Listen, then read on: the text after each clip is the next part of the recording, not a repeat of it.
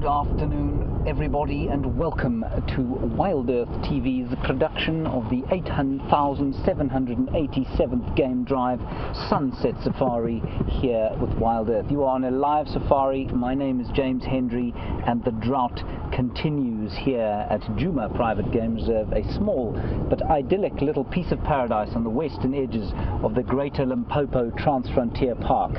A magnificent 8 million acre wilderness wonderland that we are very privileged to call home. Now we are sitting here looking at a waterhole, and while we do that I shall introduce you to Jean-Dre, who's on camera. Hello, Jean-Dre. Jean-Dre here, the enormous calves. On the other vehicle we've got Jamie, and she is being ably pictured by Tebbs, and in the final control the old hands of Nicola Alston and Tara Dales, doing what it is that they do, a more mysterious thing than the construction of the Great Pyramid of Cheops. As I say, it is very, very warm, 33 degrees Celsius. I believe that to be a foul and contemptible untruth. It feels like it's at least 57, and that's not Fahrenheit. It's at least 90 degrees Fahrenheit at the moment, and you can see, as we've looked around here, as Jean-Dre has been panning around, there are some impala, there are some kudu, they are the big ones, of course, and there is also a hapless young bull hippopotamus. Now, if you look at him, you can see that he has got a couple of nasty scratches on him, out of which is oozing a fairly attractive looking pink substance. Now that is a bit of blood, but it's also part of an excretion that hippo skins make to protect them from the sun. And that's a very important part of hippopotamus life, is to be able to protect themselves from the sun, because of course they're not always able to cover themselves in sufficient water, just like this young bull here. And we're watching his fate with great interest. There was some zebra down here earlier this morning who didn't want to come and drink, because every time the hippo moved, they'd run away in kind of fear. Now we're going to sit here a bit longer because there's some elephants off to the left-hand side of your screen. Now Jean-Dre will hopefully be able to show them to you just now. I think they're going to come down and drink. It looks like a fairly large herd. While we're waiting for that to happen, please remember that this is a live safari. That means we're coming to you unfettered and unedited from the wilds of the Kruger National Park, and we'd like to hear from you. Hashtag Safari Live if you're able to tweet. Some are able to tweet and some are simply not, and if you are unable to tweet, then please get hold of us on the email questions@wildearth.tv. Any comments you have, any questions you have, anything you'd like to know about the area or the sightings that we're looking at this whatever time it is that the afternoon progresses to, then please feel free to get hold of us. We'd love to hear from you.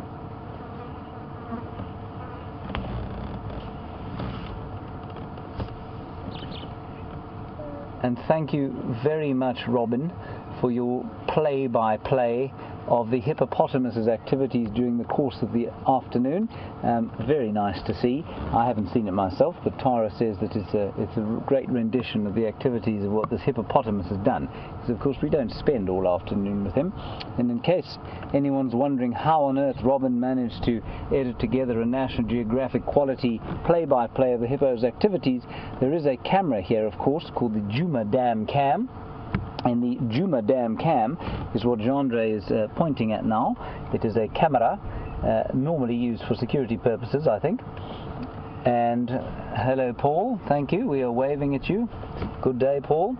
In case you're wondering who the person next to Jean-Dre is, that's Jerry. Everybody, well, so Jerry, say hello. Wave. There we go. Jerry was supposed to be hidden, of course, but she isn't. She's one of our directors. Now, I don't think we're going to sit here for too much longer. I think those elephants don't look like they're actually coming down here. So let's move gently down into the drainage line, which is the dry riverbed that sort of feeds this now excessively dry dam in front of Wiyatela camera. And we're going to just drive down here slowly and see if we can get a look at them. It's pretty hot. I mean, it's not quite as hot as I said it was, but it has been pretty hot, and this wind is going to make it even more drying than it might be otherwise. So let's drive down there gently, and there's a lovely kind of peace to the atmosphere, even though it is very hot, and we'll see if we can pick that up from the elephants over there.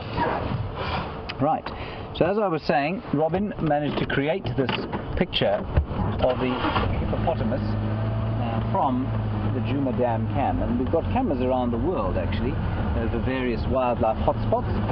The two you need to worry about if you're thinking about following our activities here are the Juma Dam cam, not this one, and then we traverse a little piece of land to the west of us called Arathusa, about 600 hectares of that, and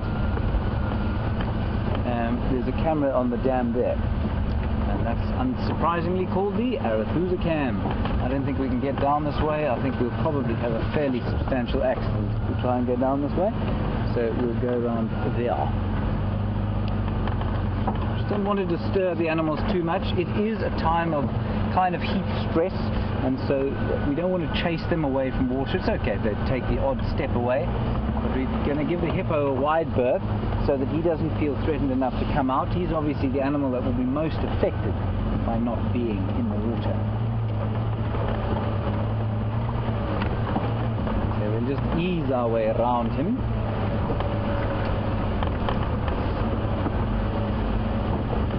And those oozings there that you saw on the hippo's skin, ooh, WildEarth's eagle just flew out of the tree. And he's being attacked, mobbed by a fork-tailed drongo, very brave fellows, the fork-tailed drongo. That's not a WildEarth's eagle. Let me get out my powerful binoculars. No, it is a WildEarth's eagle, I think. I think that's the... Oh, hang on a second, everybody. Give me a second. Be patient with me. I think that's one of the WildEarth's eagles, but it has a very wide tail. Possibly because it's just turning. No, it's not, you know. It's got a very wide tail.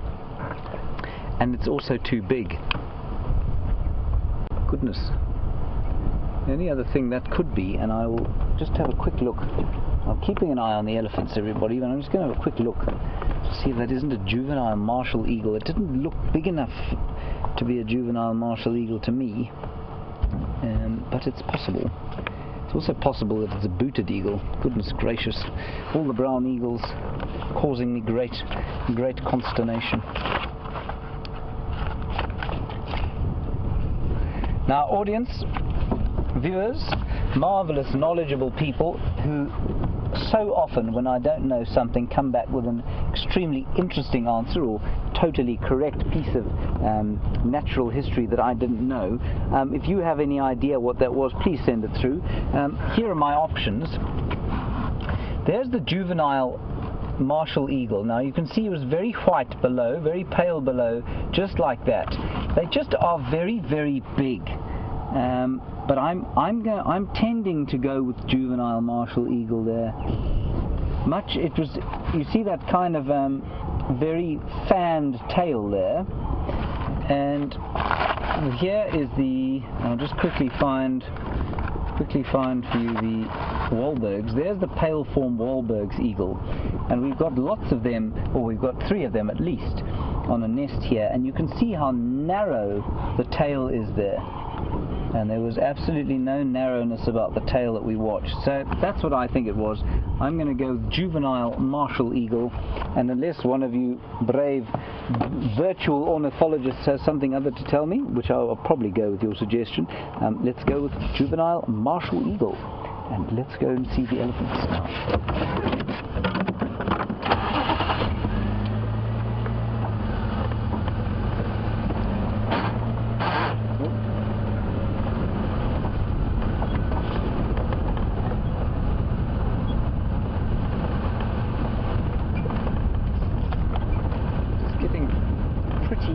Out here, a great plethora, swarm of oxpeckers has just taken off.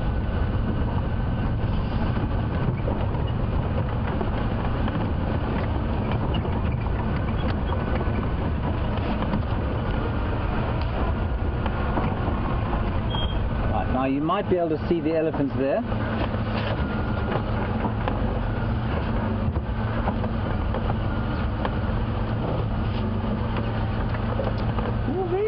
One from Julia in Houston. Julia, thank you for your question. It's a good one. If that hippo died in the water there, would we pull it out? to protect the quality of water? Julia, I believe we would. It wouldn't be up to us, of course, it would be up to Juma's management, but I believe that would be the good thing to do. I mean, it's a pumped pan, so it's not like it's a natural piece of water, and there's no real reason for the hippo to rot in it and cause it to become totally undrinkable. We'd probably just pull it to the side and then let the hyenas and other scavengers, like the lions, have at it. So, yeah, Julia, I think we would definitely pull it out, and provided the tractor could pull at least 2 tons. That's 4,400 pounds worth of hippopotamus. I'm driving extremely slowly, like we're out on Sunday rather than Tuesday afternoon. But there are the elephants there, sort of filtering through the bush, enjoying the shade.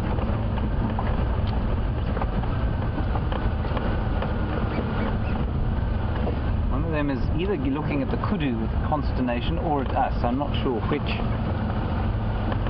Not sure why an elephant would look at a kudu with anything other than a mild amusement. The elephants will be in here. There's a nice one there. Let's go. We'll have a look at that one there. Andre, and I'll grab the cord. I suspect we possibly have come around the other end there. And we'll just ease our way in here, and they'll be standing in the shade, of course, because it's been pretty hot. What they don't know is that the breeze away from this kind of thick bush is actually quite cooling. It's quite nice. Your heads there, everyone.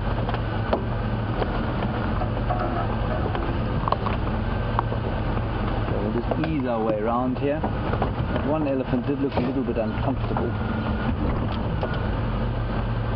Not a great view from here. Right, let's have a quick look there, Jean-Andre, and then I think what we'll do is reverse around the other side. So there you can see a small herd of elephants. There are a couple of them spread throughout this sort of thick bush, which is good browsing at this time of the day, or at any time of the day, but there's quite a lot of shade involved with it as well. So they're enjoying some good browsing on a ziziphus or buffalo thorn tree.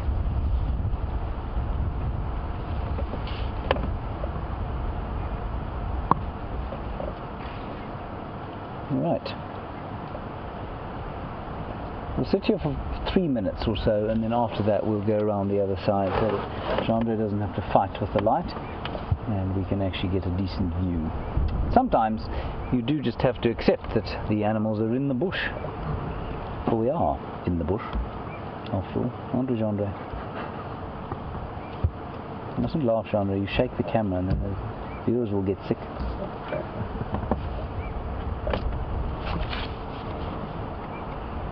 Lots of ear flapping, and if you listen carefully you might be able to hear the wind blowing gently through the trees above us, which is a very peaceful sound indeed.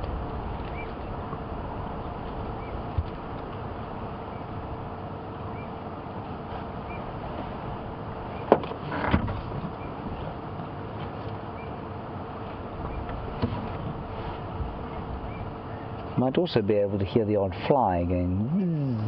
It goes past the microphone. Very summery sound, that. Well, not the most pleasant summery sound, of course. It's normally accompanied by extremely irritating sensation on the face or in the throat as the fly disappears inside. Okay, let's go around the other side there and see if we can get a nicer view.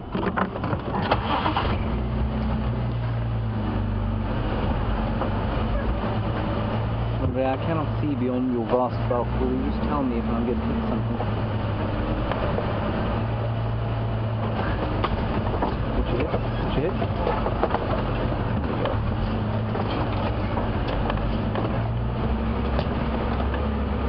I hope none of you bumped your heads, everybody. You must watch out behind you when we're reversing. Obviously that's not true. If you were to turn your heads in your seats where you're sitting now and someone were to walk into the room, they'd think you were very odd indeed.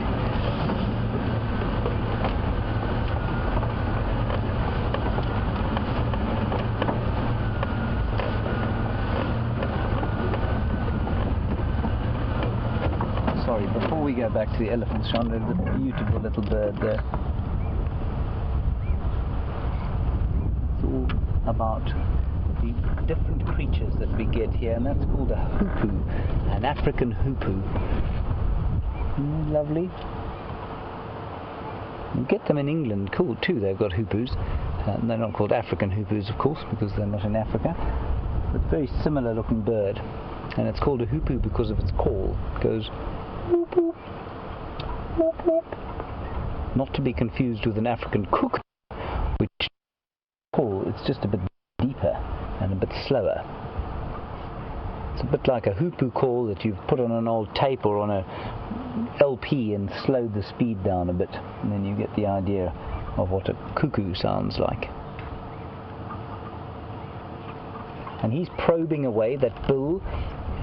Often we see bills like that and we think, well, that must be for pulling nectar out of flowers. But in the case of the African hoopoo, that is for probing in the ground for little bits of worm and well, if there any other kind of invertebrate, probably actually digging around here for the grubs of dung beetles. That'll make a very nice meal for an African hoopoo.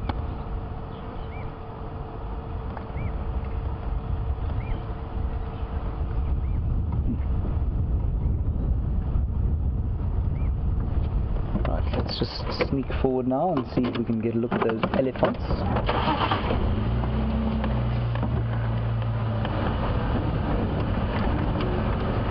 I don't know if anyone can tell me, but for those of you who have been watching the cameras during the course of the day, maybe you can tell us if these elephants have come down to have a drink. If they haven't, I'm sure they're going to at some stage.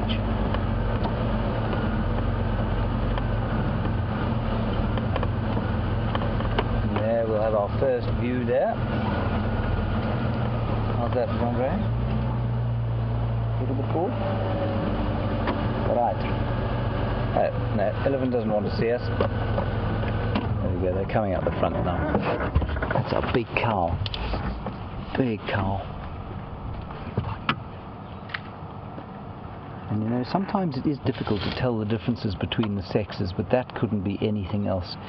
She's got a much wider sort of trunk than a bull, proportionately, a much flatter back, and she's also got, of course, those what we call inguinal mammae, or mammary glands between her front legs. And they're quite large.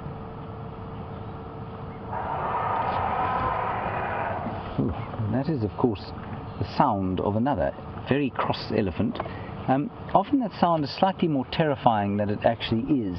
It's normally a youngster who's either been shouted at or is going into a deep sulk. I can hear them calling. Alright, let's go a little bit forward. Might be another herd on its way down to drink.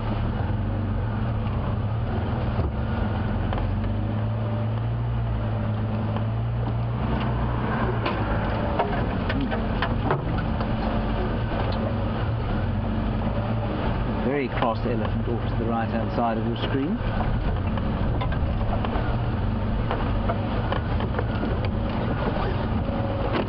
Stop here and let this little one go past. Here's a young bull.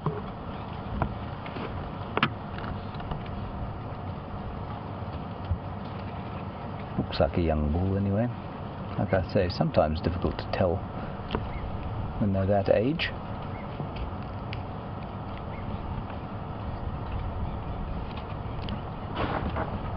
They really are being not particularly cooperative at the moment.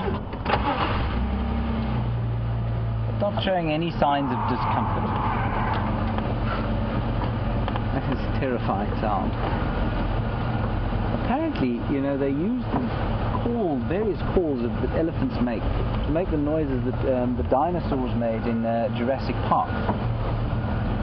Using vigorous nods from behind me, so that is not something that I sucked out of the ether. And you can hear why. I mean, it's the most primal sound.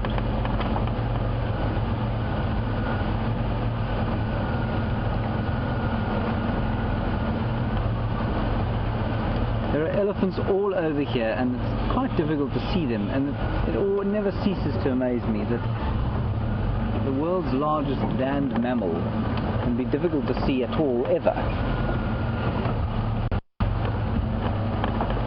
But let's just stop here for a little while.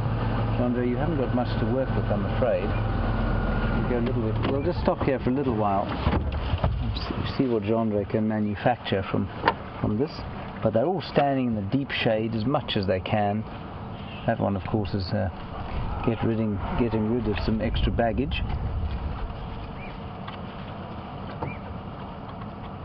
Just see if you can hear them feeding. I'm going to be quiet for a second. See if you can hear them as they feed through the woodland here. Amazing hair.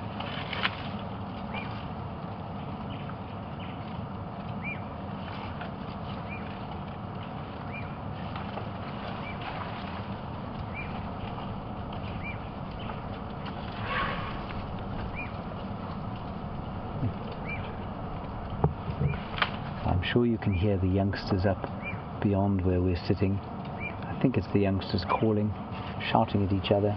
And you also possibly heard the swishing of that incredible tail that this female in front of us has.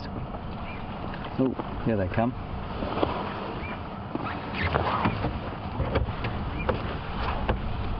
Just going to sit very quietly.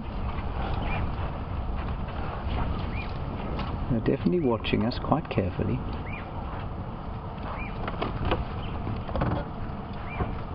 This looks like another young bull.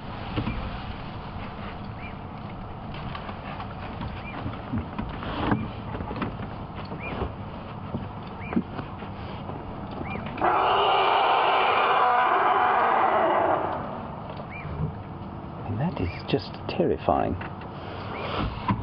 We'll try to source where that sound is coming from. This young bull is showing us that he's very big and strong while he relieves himself in front of us. I'm not sure that's part of his showing how big and strong he is, but certainly fairly impressive.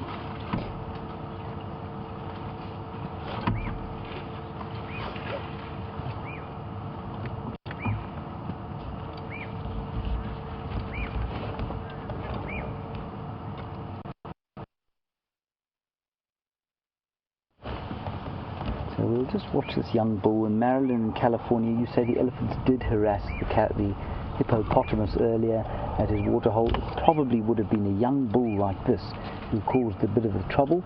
You can see he's displaying. And young bulls like that are getting to the age where it's time they get tossed out of the herd and they go and make their way on their own, as young bulls must, whether they're human or elephant.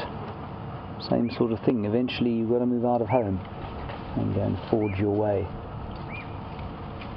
And, well, certainly human beings used to leave home at around 17. Ooh, there's some very vociferous calling going on here. They're all calling around us now.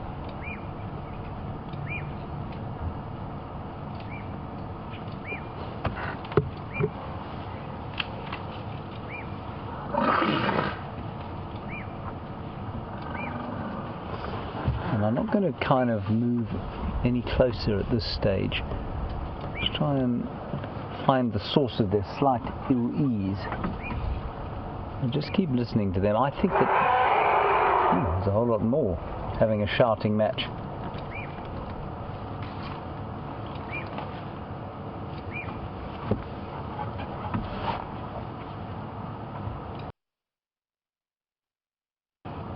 So there, that young bull, you can see he made his little head shake at us. We didn't run away because we weren't particularly terrified of him. And so now he's just going off to eat. He's decided better of trying to show us how strong he is.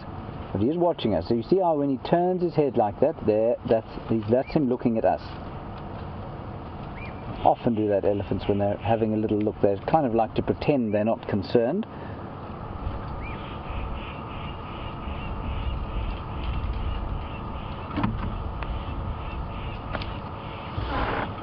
Sneak a little bit forward. What I don't want to do is make them feel anything like they're being pushed here, because there is an electric fence that goes around the camp here, and so we don't want to make them feel like they're being cornered in the slightest. I mean, they've got lots of space to go away if they want to.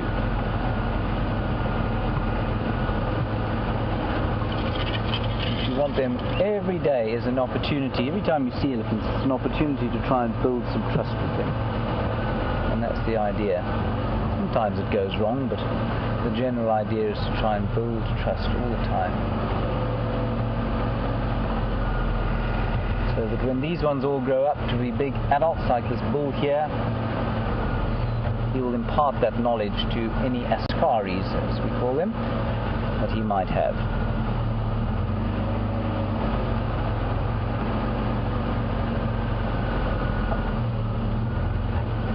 Sneak very slowly forward.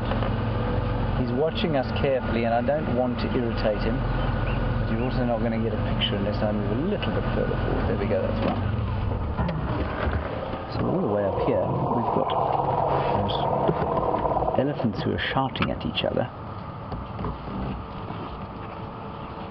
Not sure why they're shouting at each other. It might have something to do with bulls in the herd that are creating a bit of upheaval.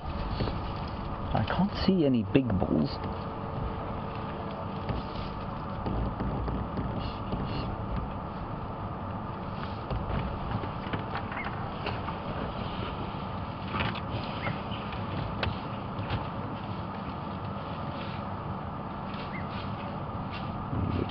You can see them making short work of that jackalberry tree. No, it's not a jackalberry. Let me get out my powerful binoculars and have a look. But that is not the first time that tree has been had at. No, it's one of those variable bush willows, I think. They are very delicious tasting. Well, I mean, I say that under advisement. They're not particularly delicious, but they certainly taste very different to the red bush willow. We'll give some to Jean-Ray. Jean-Ray, you haven't done the Cabritum taste test yet, have you? Oh, well, now that's something to look forward to, isn't it?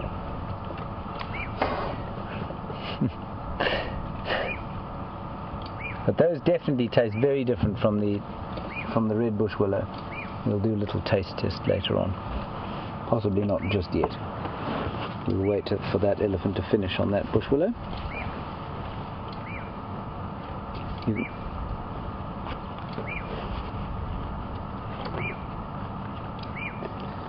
And we did have a view of that big cow originally, and she looked like she might have had a bit of a swelling on the side of her belly.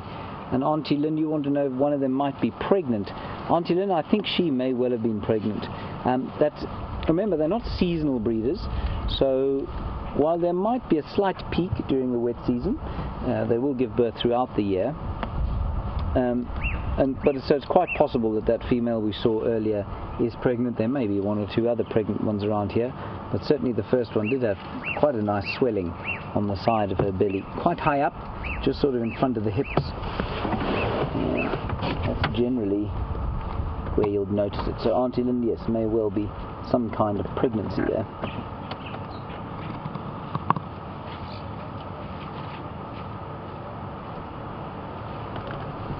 And there comes that breeze again.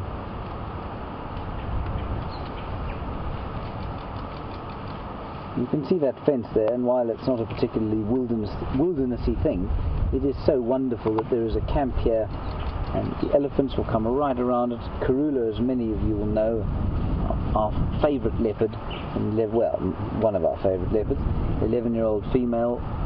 She likes to actually go into the camp there. She'll jump the fence or go under it, and the nyala jump it, sort of like it isn't there. And so great that you can come to a place like this and basically have nature all the way around you, behaving as it would, or has, for endless millennia in this area.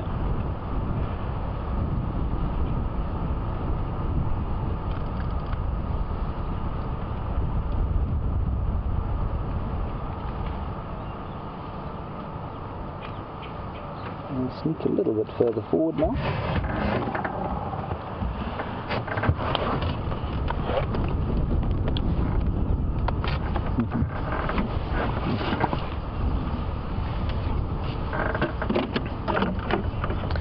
So a brilliant observation from Debbie in Vancouver, who's obviously been watching the interaction that they had with some wild dogs the other day. And what they did was they made that loud kind of roaring noise, like a Tyrannosaurus Rex, if you've seen Jurassic Park. And Debbie, you want to know, I mean, they obviously do it around predators, but why else would they make a noise like that? It, as you say correctly, it could be for discipline, could be a young bull who's just upset, and he's, I've seen kind of just off teenagers, sort of pre-teenagers shouting like that at each other, and at some of the older ones, when they get irritated, they'll shout like that. And also, if there's a musk bull in the herd and he's trying to mate with one of the females, if she's an estrus, then they also make that kind of a noise. There's great excitement, but it's normally not a very happy noise. Another one coming down here. So quite a big herd. You know where I think they're going? I think they're avoiding that hippo, and I wonder if they won't go down around. There's another little waterhole around here called the Gallagher waterhole where we had Karula yesterday, and I wonder if they're not going to head straight towards there. So we'll probably try and make our way around there with them. And again, very narrow way for us to move here, so I'm going to wait for those elephants to go a little bit further.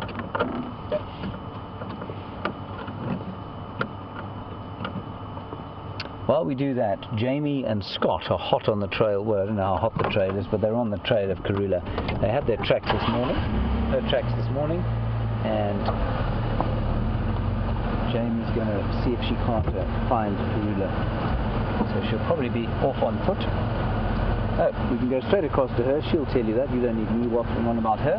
I'll try and get into a decent position with these elephants, and I'll see you just now.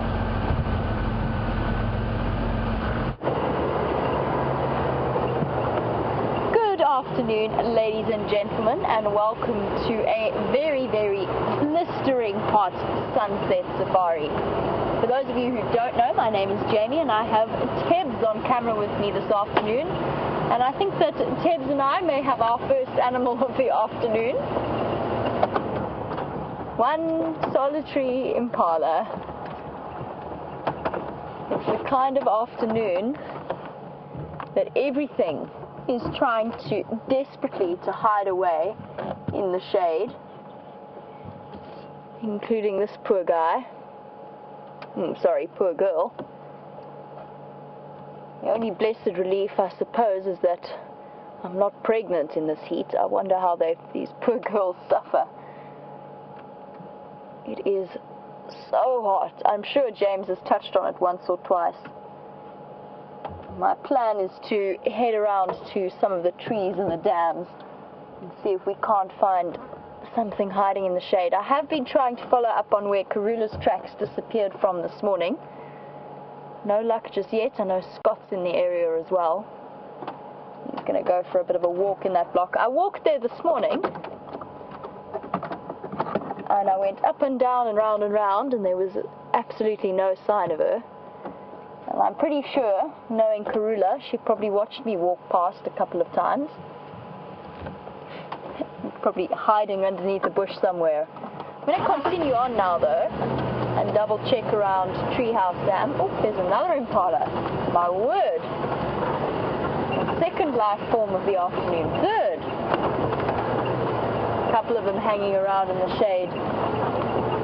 There's something, I don't quite know how to describe it, but I was thinking about it earlier. There's something raw about this type of heat. Raw and quite awe-inspiring. It's just a reminder of how incredibly hospitable this place can be, with the wind blowing like an oven. It's incredibly warm, and it's almost like everything out here is holding its breath for the moment, waiting for everything to cool down. Everything from the birds to the mammals wandering around, everything's trying to hide in the shade, find a bit of breeze, and keep its head down until it gets a little bit cooler, when life can start to move again. The world is quiet here at the moment.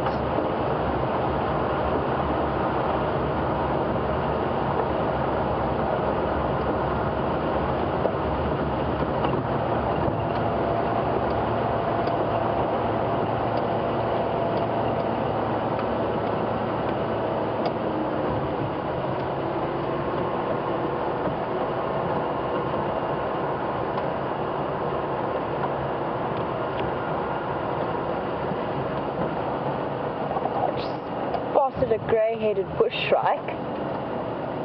Unfortunately, it also wants to remain hidden. It's disappeared off into the leaves.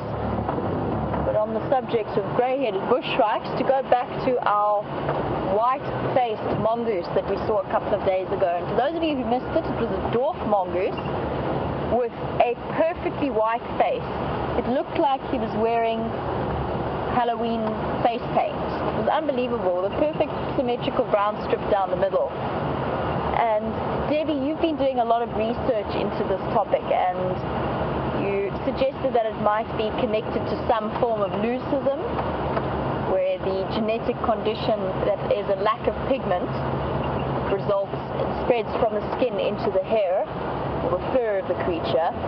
Debbie, what I did do was I actually sent through this question to a friend of mine who's been working in dwarf mongoose research for many years, because that's what I thought as well. I thought it was some kind of example of leucism or one of the genetic color variations that we do get out here. We've seen it in things like leopards and servals. You get that melasic type, you get the strawberry colored leopard, all kinds of different genetic variations linked to recessive genes. So I emailed a friend of mine and asked her what she thought, and she tells me that it's actually not as unusual as I thought it was. It is a condition that a mongoose will get, but it's not connected to the genetics in any way, shape or form. It occurs when the mongoose has either suffered some kind of injury or, from what I understand, some kind of skin condition. It's really interesting, not what I expected the answer to be at all, and something that causes the mongoose to lose the fur around that area. And in this case, because of the symmetry of it, it was probably related to a skin condition. And for some reason, when the fur does eventually grow back in those bald patches, it grows back white or grey in this case. So she said that she has seen it before.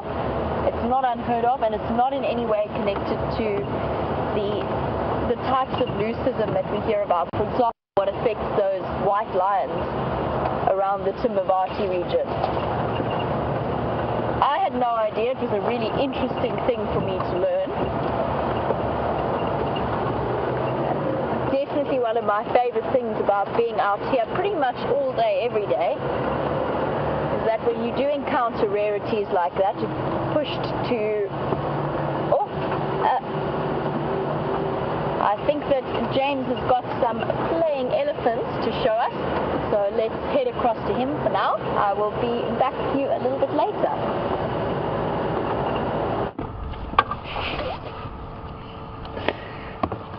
Isn't this lovely? The elephants are heading very slowly towards the waterhole. There's another big cow there. He's just laying down a little bit of law, having a quick look at us to make sure that we aren't a threat to her charges, and I think she's going to make her way through this where we were walking around, Jandre and I, looking for Karula yesterday. Look at them all going. I think they're going to head off towards the water. Well, I hope they are, because we sure as nuts aren't going to follow them in there. Not without a bulldozer.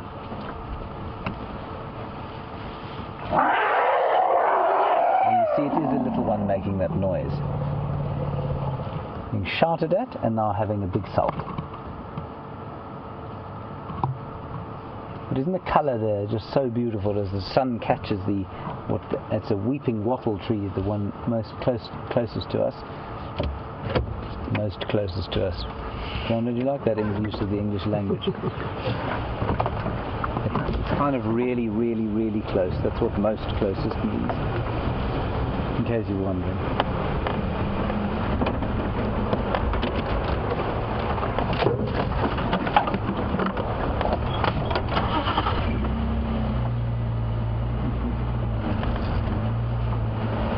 So, Pamela, you are saying that the Jurassic Park sounds were elephants and a whole lot of other animals combined. I think you're probably right. There certainly are some very primal sounds out here. I know there are lions. If you've ever heard a lion roar, the most incredibly primal sound. What else would be a primal sound? The bark of a kudu when it's alarmed, also. I don't know if you've ever heard a crocodile can actually make a roaring sound, which is very unpleasant. It's very kind of...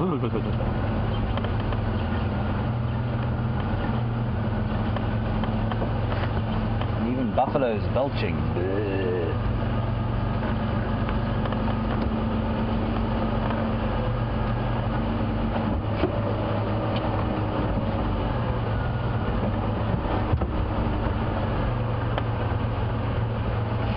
I'm always very pleased when we have some interaction with our South African brethren, because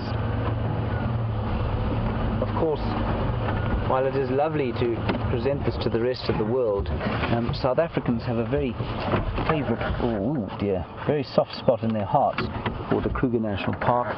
And Sean from Secunda, you want to know how many molars an elephant has during its lifetime. Sean, there are 6 sets of molars that an elephant has, but they're only ever sort of 1.5 to 2 in the mouth at the same time. Right, I'm going to kind of try and get past these 2 over here, and let's go and have a look at the water. I don't think they're going to be very happy with us getting that close. They might just have to deal with it. Sorry, elephants, don't worry, we're just coming past. I know Jigger's a bit noisy. She's much older than you are.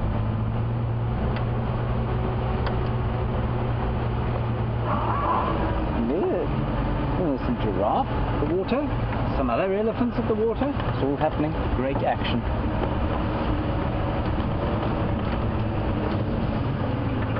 I'm sure there'll be a buffalo bull lurking around here somewhere as well.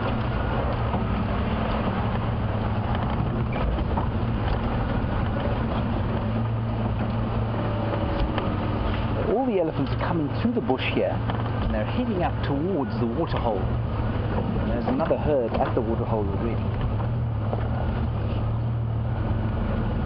The giraffe, you might see it just walking off, decided better of spending too much time with these elephants. That's a pity, because watching giraffe drink is a fascinating thing.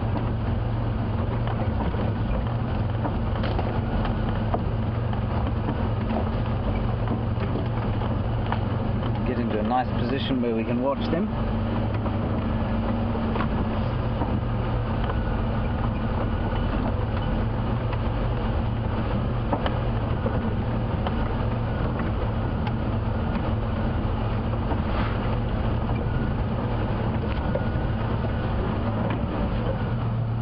All right, Andre. You're over there, Andre. Thank you very much. So again, right next to the camp, and this is a pumped pan, of course. Pan is I think it's a term possibly a bit like drainage line that we use out here.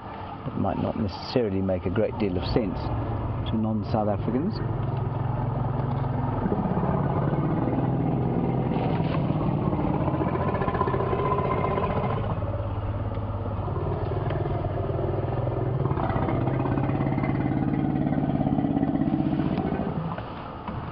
That is amazing.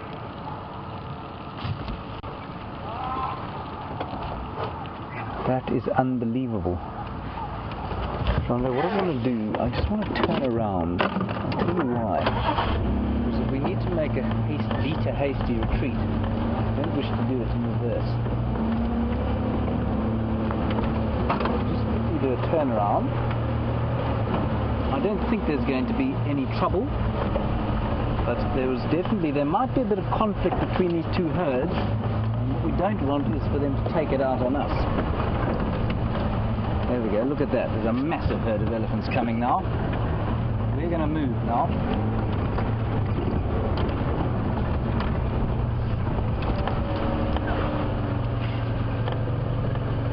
There's a very pregnant female here looking at us.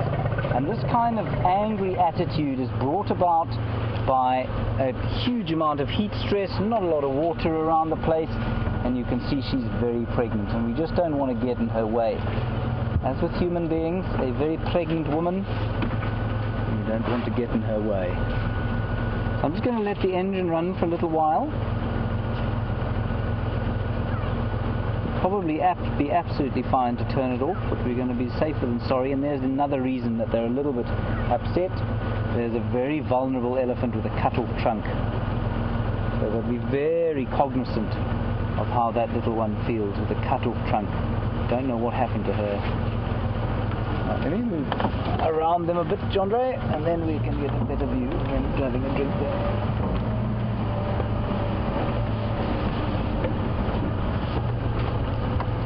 Go.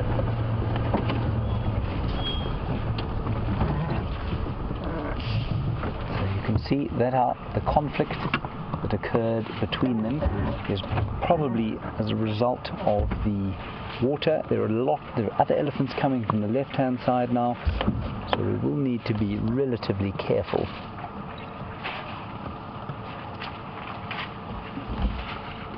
And that cow that originally came sort of for us, she was just saying get out the way. It wasn't a serious charge at all, but she is watching us very carefully.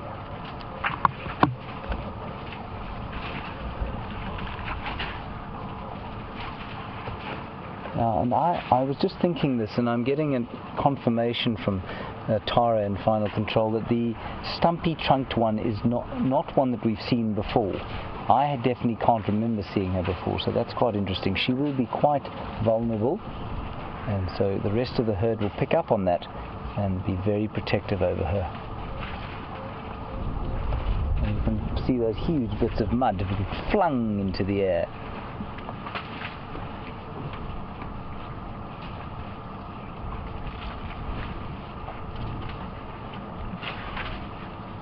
They love the mud on their skin on a hot day like this. But you can see that little pan, when I was just describing, is a pond. Okay, this is a pumped pond, and you can see it's very small, and there is definitely a bit of conflict going on here. There's a young bull who's being chased away by a cow. There he is. That's the female. She's standing kind of on point. She's guarding the herd. And there, that chap there to the right of your screen is a bull that is, he's been chased away from the water, and he's now having a sulk because he's quite thirsty, but he's going to have to wait for everyone else to drink and throw the mud all over themselves before he's allowed to go.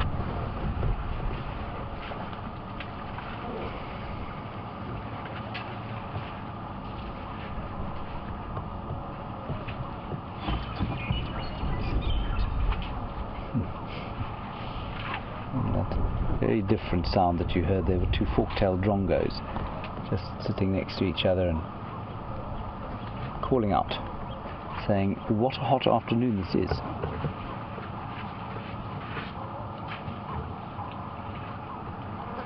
Oh, wonderful.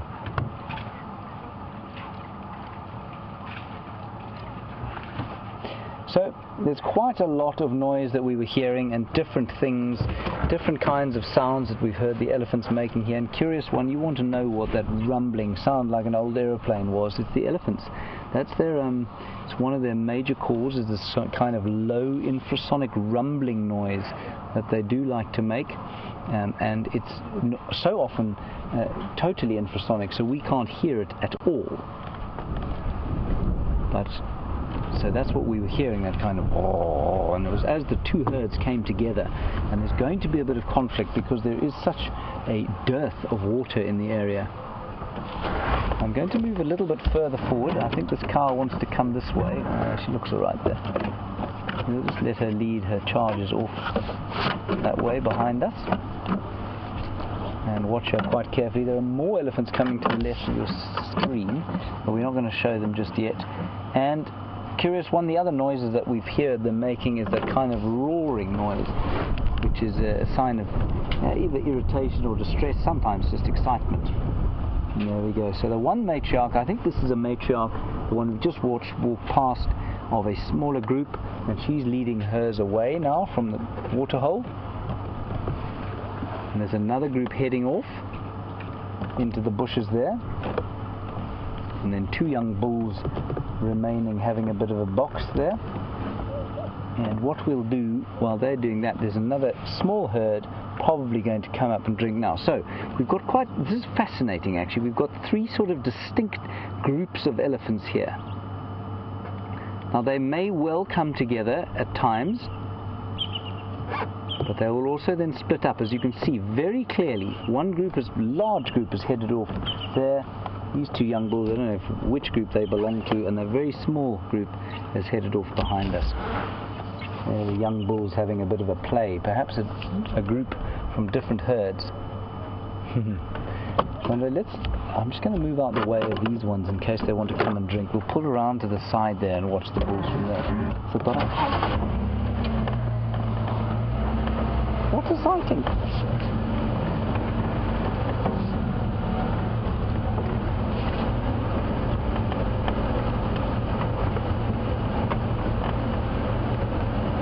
So the 3 young bulls have had to wait their turn, and now they're having a little bit of a drink.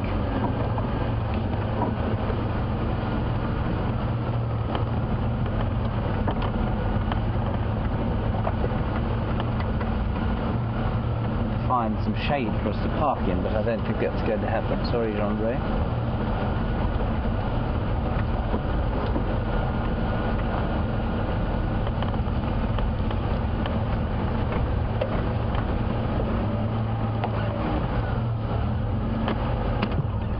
Aye, you coming down? My phone. So I was just greeting some of the staff at Gallagher who are having a wonderful afternoon watching the elephants come by. What a perfect place to work, eh? When you can sit on your tea break and watch elephants coming down to drink. So 2 of the bulls have headed off with the one group to the left of your screen, and that one that you're looking at now has headed off after just the 3. That one very pregnant, very cross young female. Now we wait to see if the other herd will come up and have a drink. They're quite a long way from here now, actually. I wonder why they haven't. I'm loath to move, though. I'd rather just wait here for them.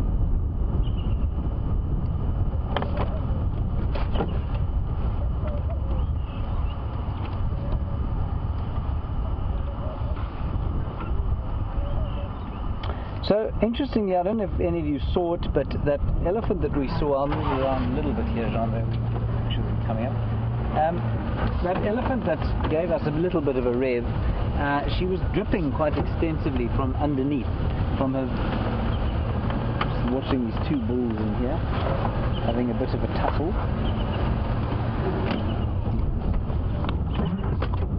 What a lovely way that dust is hanging in the air. The cow seemed to be dripping from her vulva, and Laura, you want to know, would she make a noise like that if she was about to give birth or about to go into labour? Yeah, she may well, and maybe that's what that sort of moisture was coming out there. It's perhaps she's just about to give birth, and that's why she was so irritated.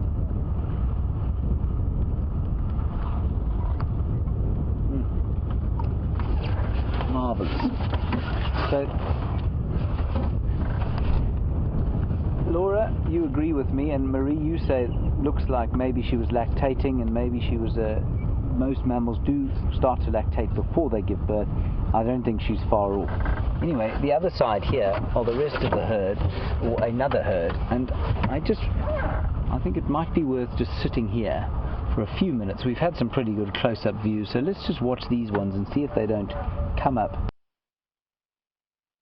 We'll be waiting, you see, sticking his head up like that, just having a look to see what we are and what we want, and we'll wait for the signal, possibly from the matriarch, before she comes up here to have a drink.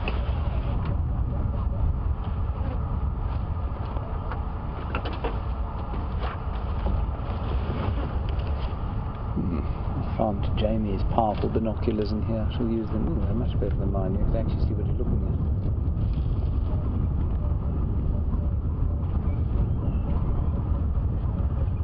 Here we go, here they come.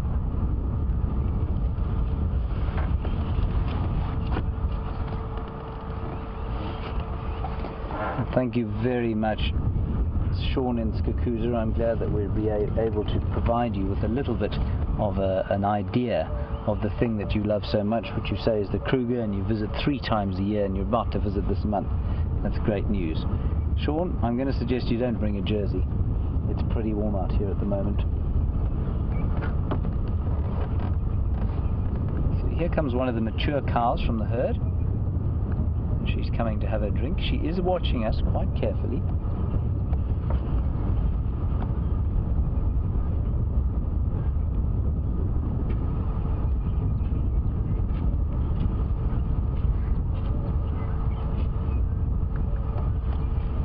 It is amazing how quietly they move.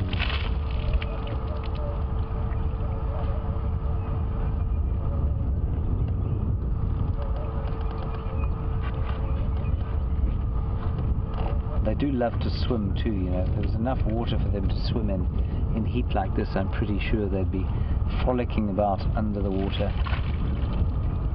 That's like having a cold shower in pretty greasy water, I have to say. I wonder if they're not coming here, and perhaps not so much as they are towards the hippo pool, because the hippo's probably befouled that waterhole that he's lying in, and maybe this one tastes a bit cleaner, but as you can see, it's a kind of acid green colour, this. So I don't think the cleanest water in the world.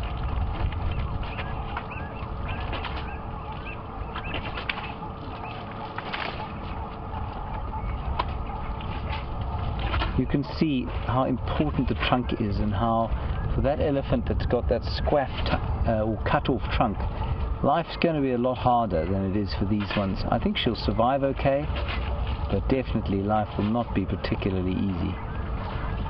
And now the female's saying to the youngsters, just move away a bit here. That's quite interesting.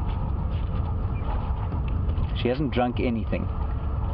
None of them have drunk anything. They're just using it to throw over their bodies. So perhaps they've drunk enough today, and they're just using this as a kind of cool down. That's fascinating, actually. I wonder if the rest of them did that. I didn't notice, but maybe the rest of that big herd didn't bother to drink either. Jean-Ray, did you notice whether they were drinking or not? I'm not sure.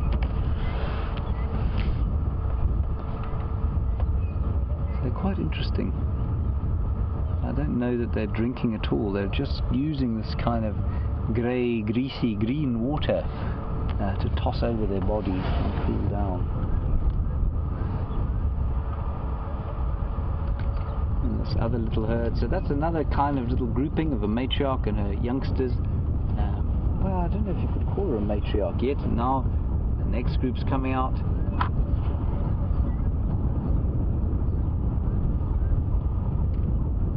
Wonderful. Let's see if these chaps come up here. And this looks to be almost the sort of 4th herd that we've come up with. So we had the angry female walking off to where that female you're looking at now was going. The other 3 that have just left going in a similar direction, and then the big grouping going off to the left-hand side of your screen. There's that calling again. I think you'll find the ones heading off in that direction are probably part of the same herd.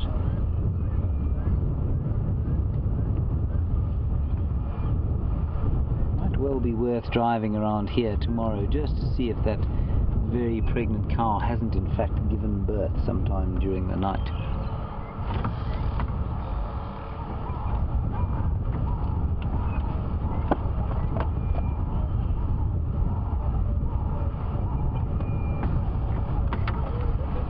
And as the totally cloudless sky would indicate, there doesn't seem to be any rain in the offing now.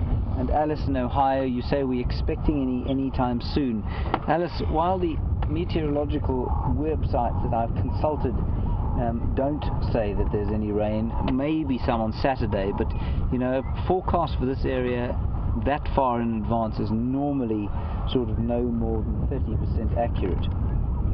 So maybe this weekend, Alice, but otherwise, no, nothing in the immediate future. But that said, you know, we had a hugely cloudy morning today, and there was nothing predicted of that nature in the weather forecast that I looked at. So I don't know if there's going to be any rain anytime soon. Certainly is due round about now. Brent and I thought 20th of November we'd have our first decent rains. We did have some nice early season rains, but then it kind of stopped. And all of that green grass that came out of the ground is all kind of retreating at a high speed because there's these drying winds as well. We get the heat and then the wind which blows the moisture away with it.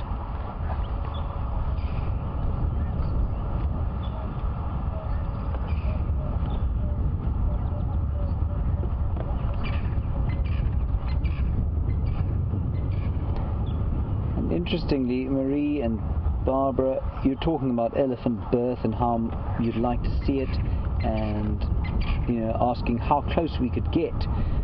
I would love to see it too. I don't think that they'd let us get particularly close. I think if it was in an openish area, like say this that we're in here, I think they would let us get to within sort of 50 meters or 170 feet, say.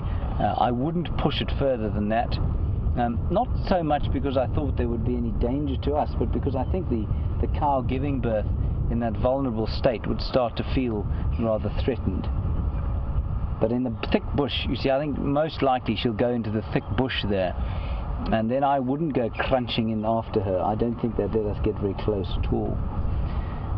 Alright, I think that we should make our way down and around, possibly back the way we came. We've had a marvellous time with these elephants. I'm not sure that these chaps are going to come and drink. Like I say, I think they've been using this sort of green, greasy waterhole here as a stopgap for couth. So they've been throwing the mud and that green, greasy water over their bodies to try and keep the body temperature down. And with this breeze, that bit of moisture on the skin will make a huge difference to how cool they get. Wonderful. And we go. Now we were supposed to go to Arathusa today, but find out from Jamie where she is, and then I'll make a decision. Excuse me 1 second. Jamie, do you copy Jamie? I'm hailing her on this radio. You will not hear her speak. She is speaking into my ear. Magic, that. Jamie, what is your route?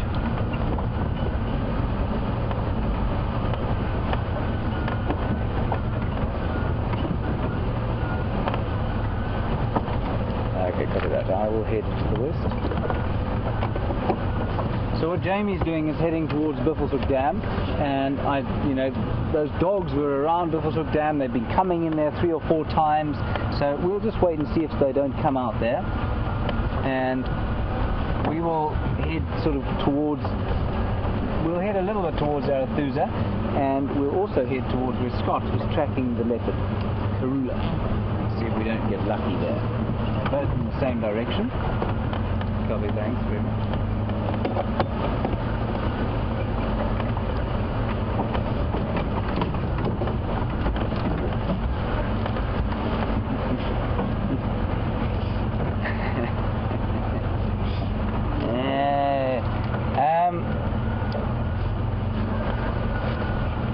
So if you've been with us from the beginning, we had a hoopoe earlier on, which is a sort of orangish bird with black and a kind of a hammer-like head. When its crest is down and its crest up, it looks very different. And Gracie, aged 8 in Ohio, you want to know if it is the Muppet bird, if it's the same kind of bird. Gracie, I don't know, I can't really remember the Muppet bird too well, but I suspect that the Muppet bird is probably made of lots of different kinds of birds.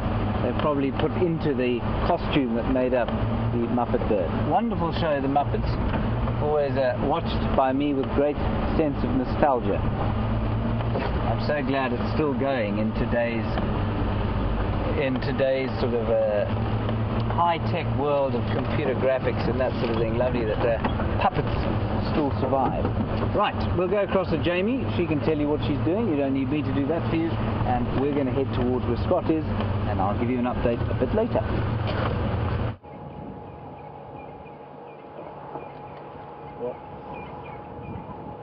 We were discussing, just before we headed back across to James, about that dwarf mongoose with a white face. And we've just discovered a very, very shy family of dwarf mongoose who are living somewhere tucked away in there. I'm hoping that curiosity might get the better of them and they're going to pop their heads out. But it seems as though they're feeling a little bit shy this afternoon, hiding away. I am en route to Buffelshoek Dam. Just thought I'd stop and see if they're going to pop out. I don't think they want to though. Come on little guys, don't be shy. Nope. There was one little head poking out and nothing since.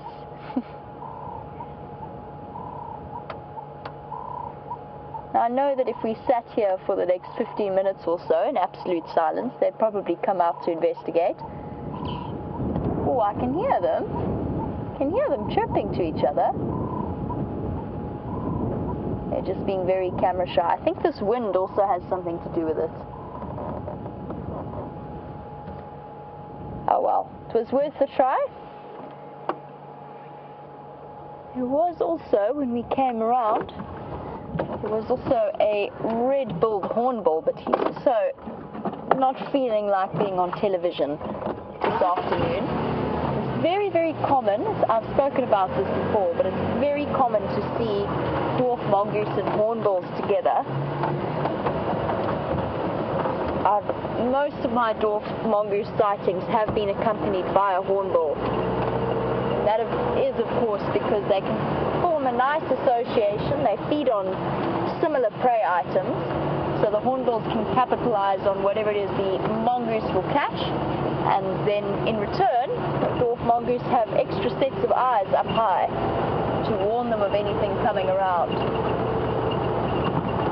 I spoke about studies that have been done. There's another shy creature. Come on, little Dacre.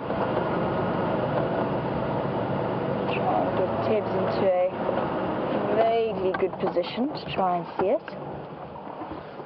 There's a Dacre tucked away in the shade. Can you see it there, Tibbs? Quite far in. There she's hiding. Little female without the horns. It's just a little mohawk sticking up between her ears. And she's demonstrating a very typical small antelope response, which is because she's quite a safe distance from us. She's going to remain frozen in the hope that we haven't seen her. Which of course we have. Hello girl, we see you. But don't worry. We're not out to catch you.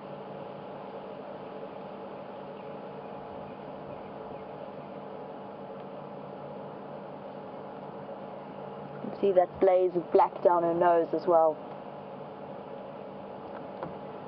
Not nearly as water dependent as some of the other little antelope, so they can go without drinking all day. I think it must be a very scary business at this time of year, trying to head down to a waterhole. You know that all of the predators are going to be hanging out around there because they know that their prey has to come and have a drink around there. And if you ever watch all antelope coming down, and we might see it now when we get across to Buffelshoek, watch them make their approach to the dam. It's always a very slow and careful and considered one.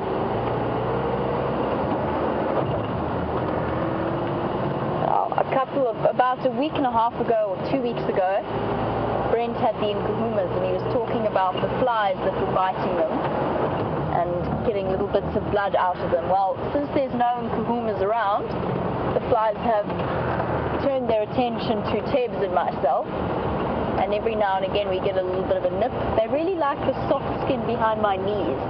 That seems to be the target point at the moment.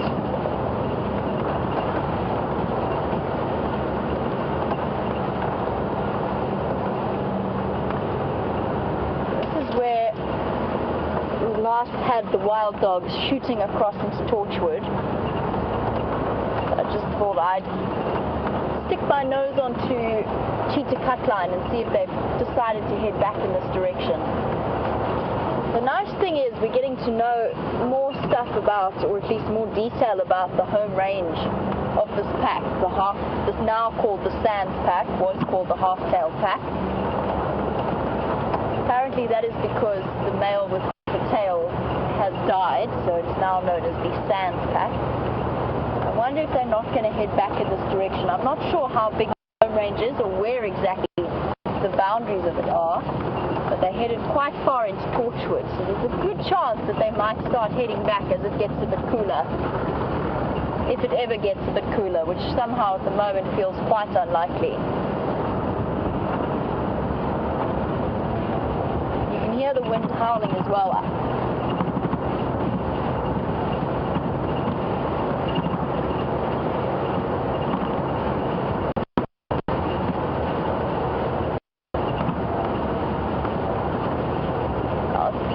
Quiet on our side. We haven't seen that much in the way of mammal life, but we did have those impala hiding away in the shade, and we'll probably see some more as we start heading towards Buffelshoek.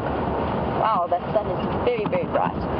Donna, you were wondering when will they give birth and how long does that period take? They're going to be giving birth very, very soon. It's exciting stuff.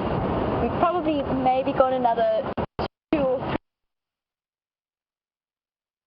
drop, and that's always an incredibly exciting time. First of all, it's so special to see them all on their wobbly little legs, and incredible to think that within just a few minutes of being born, they're already struggling to their feet because it's able to keep up with mom, but also because it attracts a great deal of attention from all kinds of animals around the area. And in terms of how long it takes, it's one of those magical things. Exception will drop their lambs at within the space of about 3 days. Oh, my signal's a bit shaky. Let's head across to James.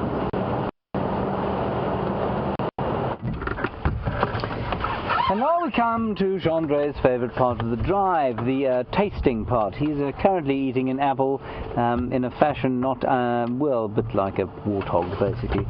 We will now feed him, and myself, I too shall have some, as will Jerry, and we will test the 2 differences between 2 trees.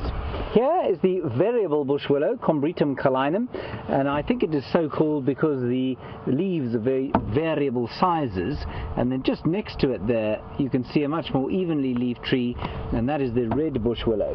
Now the elephants have been favouring the former, so the variable bush willow they seem to like a lot more than they do the red, and so we'll have a little chew at each of them and we'll see if we can find out why.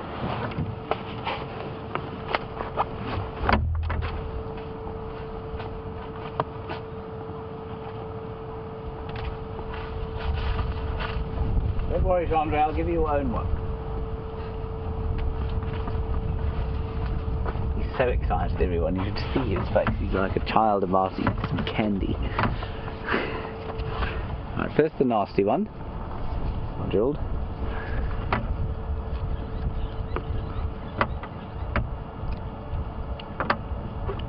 Now the technique is to bite it and then taste to top your teeth. Not delicious. Chandra swallowed the whole thing just about. Not nice, is it? Delicious. Right, now spit that out. Okay, thank you. I didn't mean it quite so loudly, but that's all right.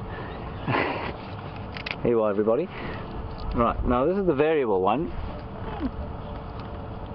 Actually, it's a hugely different taste. It's really amazing. Like lettuce. Again, I'm just tasting one. Chandra has got a mouthful of leaves. And that, everybody, is why this variable bush willow looks like it's been savaged by something large. It has, by an elephant, and why the red bush willow next to it, well, it's had a go at, but it's actually okay. All right. Here we go. Marvelous.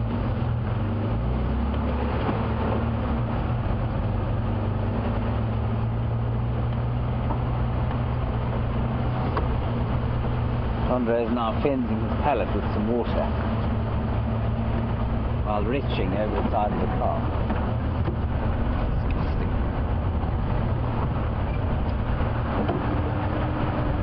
I'm just going to talk to Scott quick? No, Scotty, I'm on WildEarth access, heading north.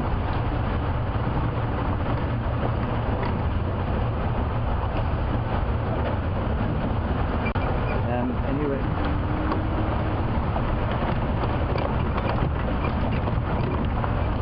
So Scott has got tracks of Perula in the block here. So with any luck, you will find her. Just in here.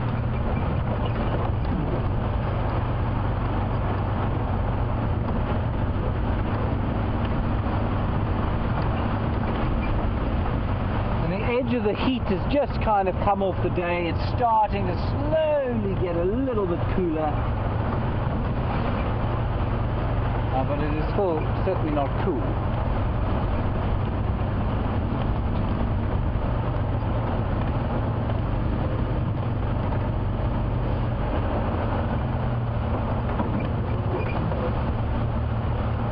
I'm just going to quickly talk to Scott. Okay, copy Scotty. I'll do Harbour Plain at least. My line's very slow. Pamela, you want to know, I think if we get cattle dips in the Sabi sand, no? Egrets, cattle egrets, not cattle dips. I thought it was a slightly strange question. Yes, Pamela, we would get cattle egrets. For those of you who don't know, cattle egrets like it's a part of the heron family. Very pretty white bird with a heron-like neck. And they're what's known as tick birds. Interestingly, the oxpecker is not known as the tick bird, but the cattle egret is. And Pamela, they're quite sort of nomadic. They prefer slightly wetter areas, but we do get them every so often. They come through here. Not cattle dips at all. No cattle dips.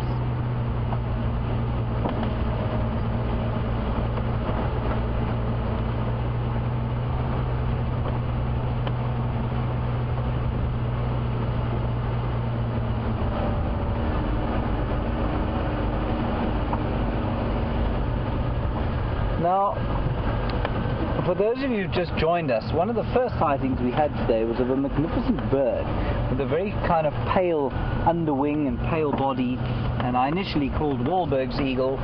It wasn't a Wahlberg's, mainly because it was twice the size and had a fanned tail, so not a particularly great snap ID from me. I came to the conclusion that it was possibly a juvenile martial eagle, and Maggie M, you said, is it not maybe a juvenile African crowned eagle? Maggie, they do look quite similar when they're young, but the thing with a crowned eagle is that to find one here would be extremely, extremely unusual. They are normally in thick forest. You can find them on the very big rivers, so I've seen them at Londolozi down to the south of here, but that's because it's on a main river with an enormous kind of riverine forest on either side, and that's where the crowned eagle would live. They're designed to hunt in the thick trees, and they eat monkeys quite a lot. So I think that because of the habitat type, Maggie, while the kind of underside of it, yeah, it did look like a juvenile crowned eagle, not unlike a juvenile martial, and I'd say that the habitat is just wrong, Maggie, I'm afraid. But it's not impossible. But thank you very much. Great kind of suggestion. Now, Scott is in here. He's walking south. He's managed to find some tracks in the block. Now, that's not easy because, of course, a leopard doesn't weigh a great deal, and to find the tracks walking inside a block, i.e. not on an easily trackable road like the one we're driving on, is very difficult. And so, with any luck, hopefully she won't have moved too far today, and leopards don't like to move that far during the day on a hot day like this. We might come up with her, and this is a good line for us to be driving, because we're looking into the sun, which, while it's not ideal for the cameraman or for you guys maybe, it's great if you're trying to find tracks on the road, because the tracks are much more in relief when the sun is at the angle that it is now. So we'll drive very slowly along here and see if we can't pick up a few tracks. Or just to live. That would make things much easier.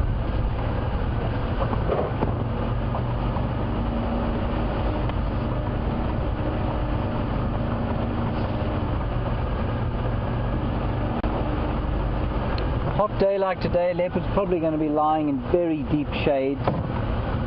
Maybe up in a tree, but it's unlikely. I did see Karula once lying in a tree when she wasn't trying to eat something. Normally they'll only be in trees if they are threatened or if they have a kill.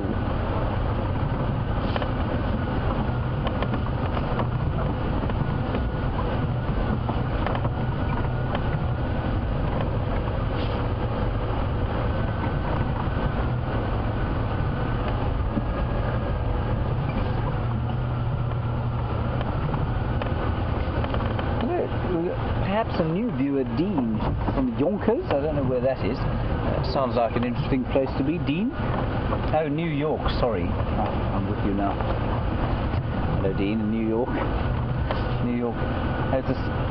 Yonkers is a city in New York State. Sorry, my brain is very slow. Dean, welcome to you, sitting in Yonkers, New York State. And you say how exciting that we're tracking a leopard. It is very exciting. I'm just going to go back a little bit in case I missed something. Dean, with any luck, the excitement will turn to great elation as we find her. But like I say, not very easy to do. So I'm just checking this kind of sandy patch here, and what is a game path. And you can just, if you look through here, you can see there's a bit of a path that's been worn by various animals as they walk through here. And Lisa, you want to know a little bit about whether cats purr or not.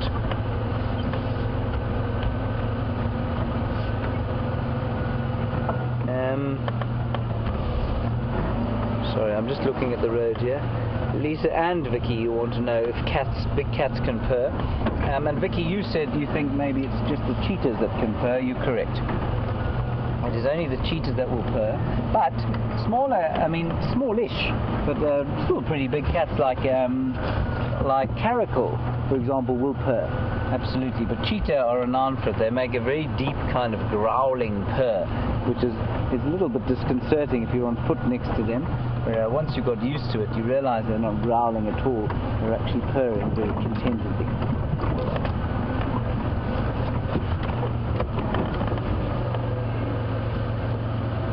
I don't see any tracks here, which is a good thing because it does mean she's probably inside the block here. Thankfully, Gendre is looking into the block and not at the road, because otherwise I may well have driven straight past her.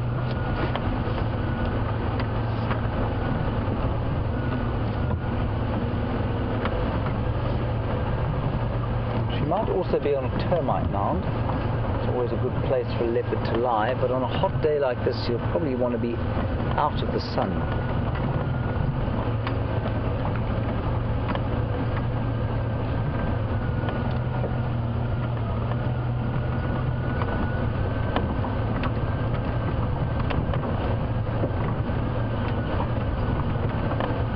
Now, we've been eating quite a lot of different samples of things to see why the animals eat them. And just remember, everybody, if you happen to be a younger viewer or even an older viewer, do not go into the wilderness and just start eating things willy-nilly, because that can be a very bad idea indeed.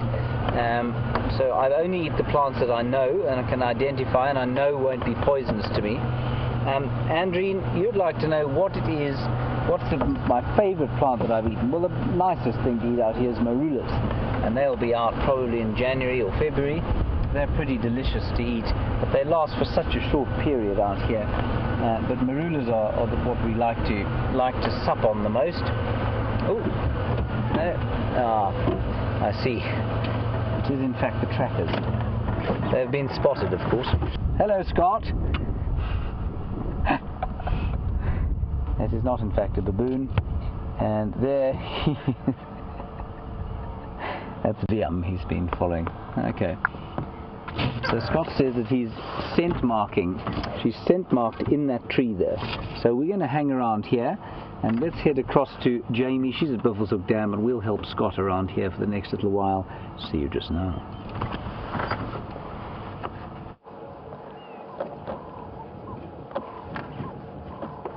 Well, Scott and James continue on their tracking mission of Karula. We've headed across to Buffelshoek Dam, where it all seems to be happening this afternoon. We've got our usual complement of saddle-billed storks, including what looks like a female. I need her to look here. Remember, we're looking for that yellow eye that identifies the female from the male. And look at the size difference between the saddle-billed stork and the woolly-necked stork behind her. Enormous difference in terms of size. That saddle-billed is probably double the size of that woolly-necked stork. And of course, the woolly-necked storks have... Oh, got something. Oh, go to the left. Sorry, Ted. Got a fish. Oh, and gone. Sorry, Tebs, it was just nabbed a silvery, looked like a silvery little tilapia. And you can imagine it becomes easier and easier for these birds to catch fish the less water there is, and Buffel's Hook is definitely looking very dry. Comes with its usual complement of hippos as well, but they're looking distinctly uncomfortable, and it's hard to believe this is the same dam as we were looking at a couple of months ago when the elephant wandered in and submerged himself completely. Now it doesn't even seem to fit hippos, and the oxpeckers and the hammerkops, the birds on their backs, are using the hippos as quite a useful island to sit on and have a drink and catch some freshwater shellfish and mollusks. And the oxpeckers are flying between the buffalo and the hippos. Times are definitely getting tougher though.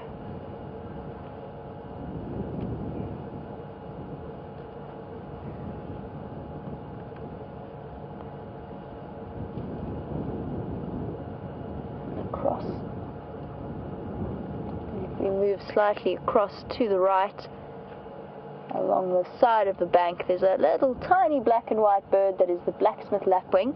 I know that Scott had a malachite kingfisher fluttering around here today. I'm keeping an eye out for that. I haven't seen it yet. There we go, there's our blacksmith lapwing. And I suppose things get a little bit tough for them as well, and they tend to choose nesting sites right around the edge of the water.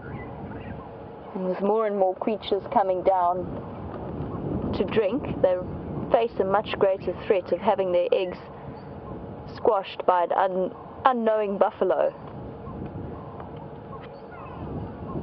I always marvel at the fact that they choose to lay their eggs where they do.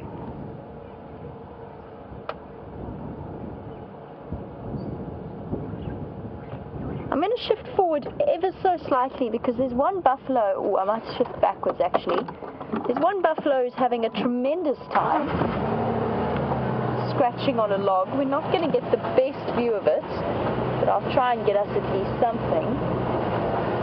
He's up there on the bank, Tibbs. I'll sit in the tree. You can see if he continues his mud rubbing as he was earlier. He's a little bit to the right of that. On the other side of the mound, there he is. He is tucked away in some foliage, but he's having a really, really serious scratch. There's obviously something very itchy on his forehead. And I've walked past that log before. It bears the rubbing marks of many years worth of being a scratching post for the animals of Buffel's Hook Dam. It's completely rubbed smooth. And I think that's because it's the perfect height for animals like buffalo to come through and have a quick rub and a quick scratch. He's done now. Perhaps managed to get the worst of the ticks off. It must be infuriating when you're hot and bothered to then have an itchy spot on top of it. There's also some marabou storks that I'm going to try and show you, but to do that I'm going to need to reposition. But they definitely, even if they are a little bit ugly, they are one of my favorite birds. Now let's see if we can get this one sitting up in the dead tree. Bear with me one moment, I don't have too far to go.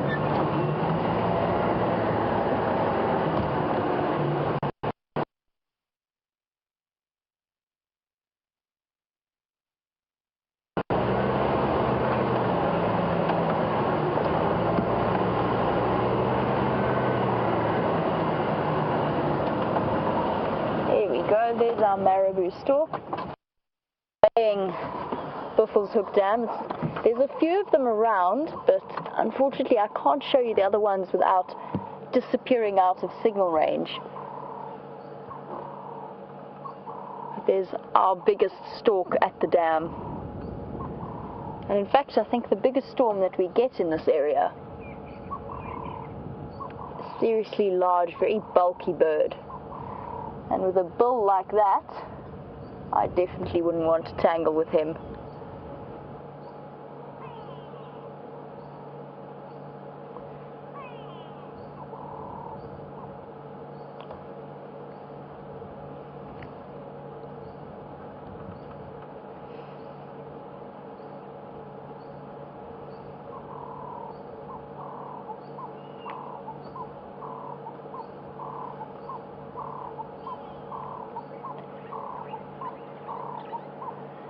We're looking at a bird that probably, because of its image, has been much maligned, but is actually potentially a very intelligent creature.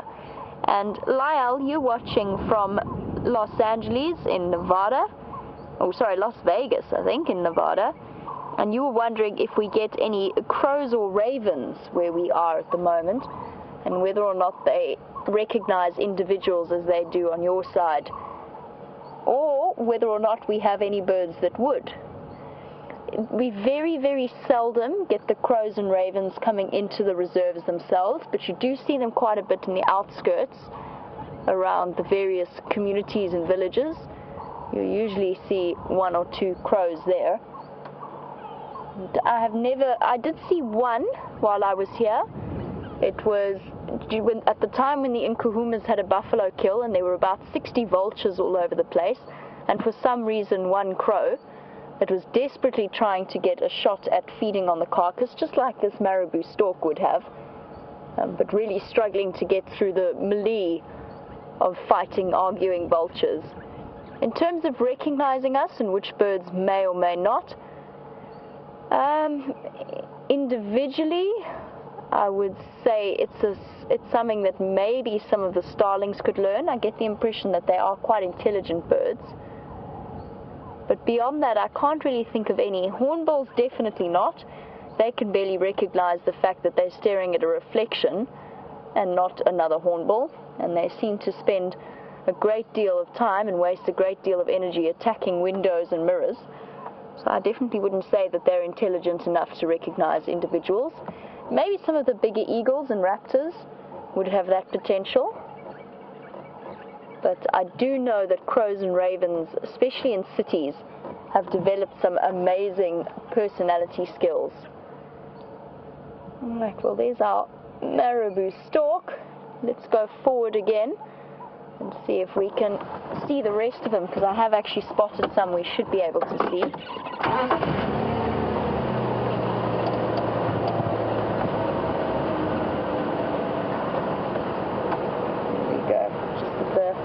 At the other side of the dam, hiding out in the dead tree. It's nice to see marabou storks. They're probably one of the most endangered birds that we have out here. And they're the first to fall victim to poisoned carcasses, or one of the first birds to fall victim to poisoned carcasses that occasionally find themselves in the areas around farmlands. It's nice to see a healthy complement of them. It'd be even nicer to see them nesting in the area. I personally have never seen a marabou stork nest. It's always something that I'm on the lookout for. I have, however, seen baby marabou storks, and much like their parents, I wouldn't call them the most attractive creatures on earth. But then, of course, they serve, those bald, bright heads serve a purpose. What I was trying to look for as well, and I can't see it so much on these birds, but I could see it on the other individual. Let's go back one moment and just have a look at the color of his legs. Sorry, doing a little bit of backwards and forwards, but it's something I just thought of looking for. On a day like today, when temperatures in the sun, if we ignore the wind chill factor, temperatures in the sun are probably around 40 degrees. Let's just have a look once again, sorry Tebs, at that stork. Look at the color of his legs. And this is something quite unique to the stork species out here, at the very least. Especially marabous, because they don't spend all that much time wading, as you can see. They're not in Buffelshoek looking for fish. They're also looking around for carcasses to scavenge. Do you see the white coating on his legs? A marabou stork legs are not white. They're grey in colour, sometimes a sort of a healthy pink, depending on how hot it is. But one of the few species that actually defecate down their own legs to help keep cool. And for the life of me, I think it's because my brain is cooking. I cannot think of the official term for it, so if you can help me out with that, because it's driving me mad, you can do that on #SafariLive on Twitter, or you can email through to questions@wildearth.tv. I know what it is, I just can't quite think about it now. It's to do with thermoregulation. In the same way that we sweat, they provide that liquid coating down their legs, which then evaporates and cools them down. And because it's one of the only exposed parts of them, it's one of their best ways of controlling their temperature.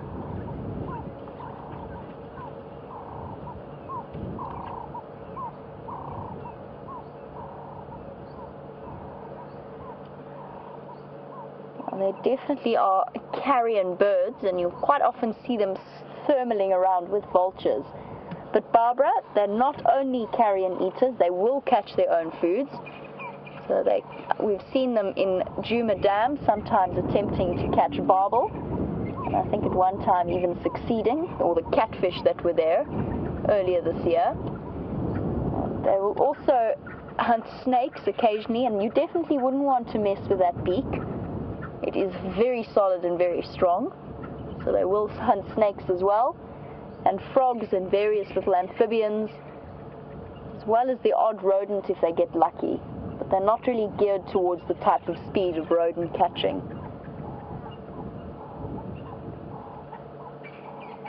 You can see that huge bright red pouch hanging down.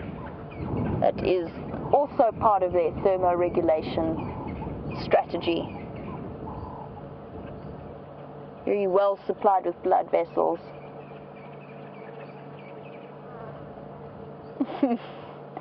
A beak only a mother could love, says Cecilia. Yes, I agree with you. I remember when I was a child learning all about a center that was helping to rehabilitate the marabou storks as a species. And they were hand-raising chicks that had lost their parents for some reason. Quite possibly the second egg as well, because usually with birds like this, only one egg out of two will survive. And they wanted to raise the birds in a way that, and I'm sure many of you have seen this before, in a way that they could be released into the wild without forming any kind of bond with a human. Because you don't want those birds coming to visit people in their houses. They're going to do some serious damage. So what they did was they made puppets. And they were definitely the ugliest hand puppets I've ever seen. That was how they fed them. But they didn't have the prettiest models to go on. I'm just going to roll forward so we can see the buffalo who's gone swashing into Buffelshoek. Oh, we're going to make...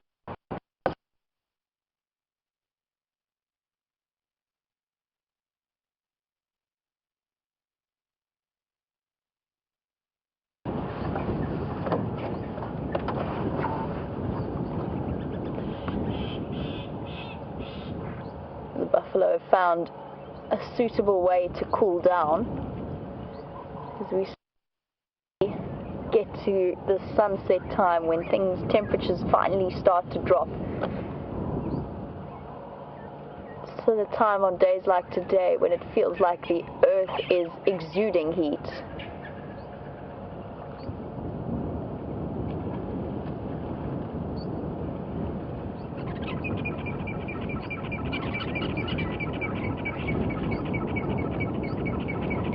Thank you very much, Patricia. Much appreciated. So, urohydrosis was the word that I was looking for. It was driving me insane because it is a word that I know.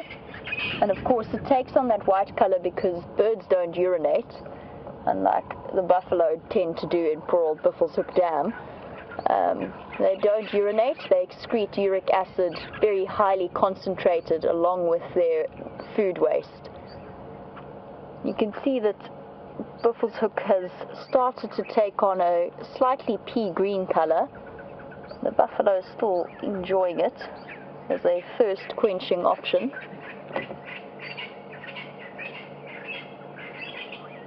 I wonder how long it's going to take before Buffelshoek Dam dries up completely. I hope we get rain before that becomes a possibility.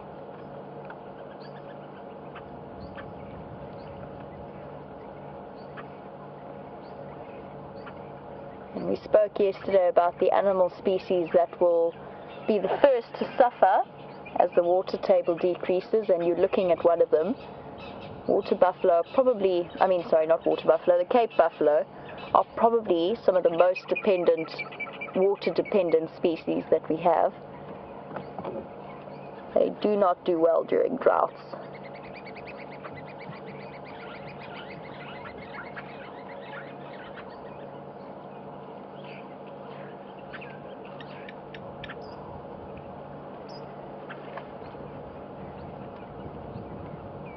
I haven't seen any more signs of impala, but I was in the middle of chatting to Donna, and there's a chance that Donna didn't fully hear the answer to my to her question when I was answering it earlier.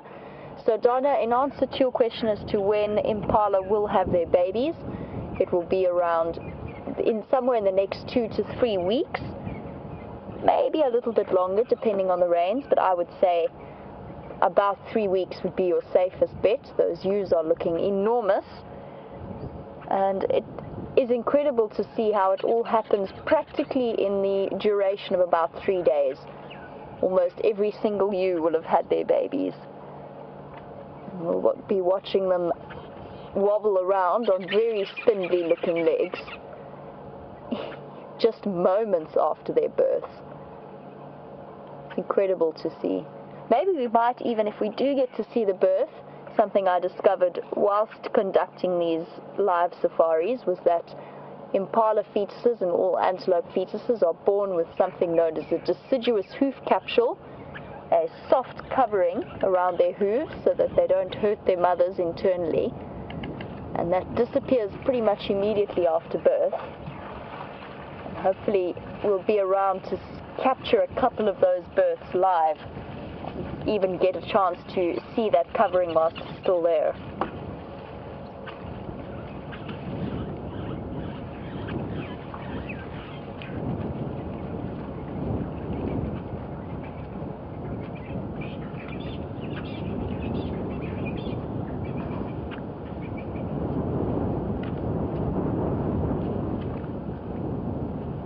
I've heard many stories of some of the incredible sightings that the viewers have had over the last year and years of these wild safaris. And we have a question about whether or not this dam is the same dam that the wild dogs were seen to chase a pregnant impala into. And Sally, yes it was. Sally was watching last year during Big Cat Week, and this was indeed where the wild dogs chased the impala into the dam and then caught her, eventually tired her out and pulled her out and extracted the fetus as well. It sounds like an amazing but very sad sighting to have had. Hard to believe that this is the same place. Now last year, November, it would have been the start of when we really had the dry season, because a year before the rainy season before that was incredible. We actually had floods. It's hard to believe that the weather is so different now. There's still hope, of course. In my experience, most of the floods have been at a time when around February, March. And look at that. I was just, well done, Tebs. I was actually just looking for that bird, and it escaped me. Tiny little three-banded plover. I think Tebs read my mind there. And it was the bird that caught me out in my tracking exam many years ago. We were all seated around, that was one part of our tracking exam, was around a dam just like this one. And the examiner circled a whole load of tracks. And the three-banded plover was the one that caught me out.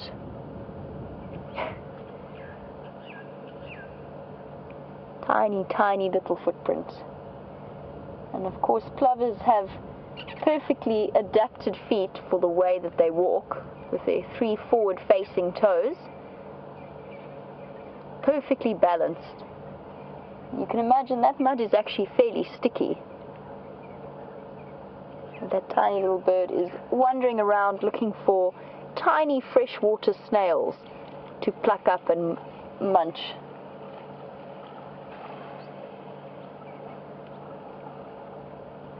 It's the same family as that blacksmith lapwing we were talking about earlier.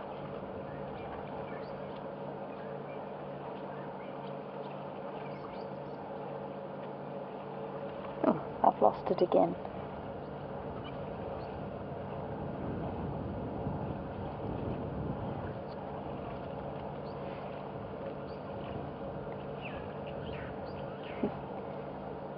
Little bird is carefully navigating the cracks of Buffelshoek Dam.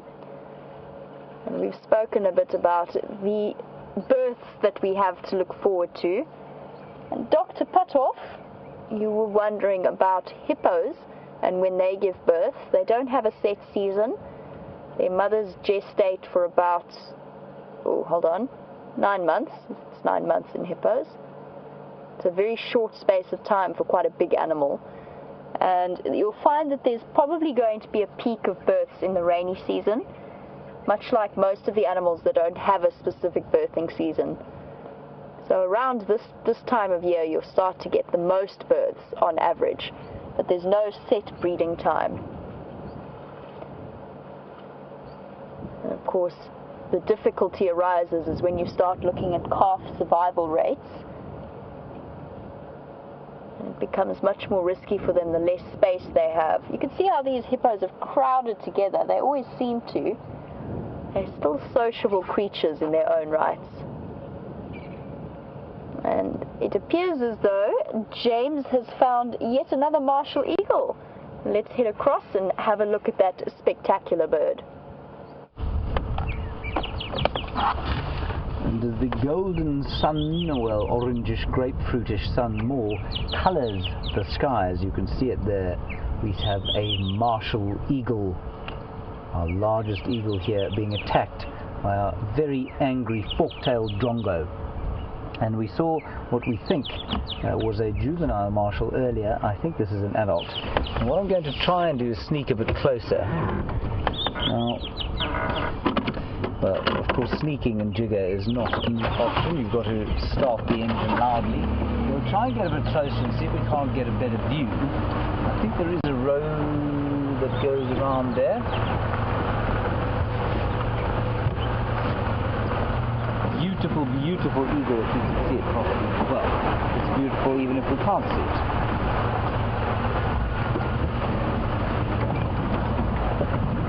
This road goes right there.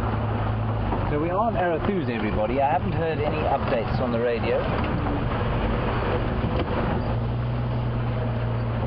Andre, I'm afraid if that's a martial eagle, it's a dwarf version of the martial eagle. What you'll find is that is in fact a WildEarth eagle. Everybody, I do apologize with a great profundity. That is a WildEarth eagle. It is a quarter the size of a martial eagle. It would be like confusing Gendre for me. I'll tell you why I made the mistake, and it's not an unusual one from the distance and into the sun that we were looking. It's the fact that he's got that crest that you can see sticking up there. You can see the crest sticking up when the wind blows from behind, and that is very diagnostic of a martial eagle when it is the right size, of course, but that is definitely a Wahlberg's eagle. Sorry about that. Very beautiful little bird nevertheless, and look at the vicious fork-tailed drongo trying to tell it to go away. You might also be able to hear some squirrels alarm calling. There. There's also a grey go-away bird, or grey lory, going wah. It's stopped now, of course, but they're all alarm calling, I think, at that eagle. But what we're going to do is we're going to drive underneath it and around to the left-hand side there. There is a road there, and I just want to make sure that it is exactly what the squirrel's alarm calling at. I'm pretty sure that that's what it's alarming at, because it's just landed there. Right. Sorry about that misidentification, everyone.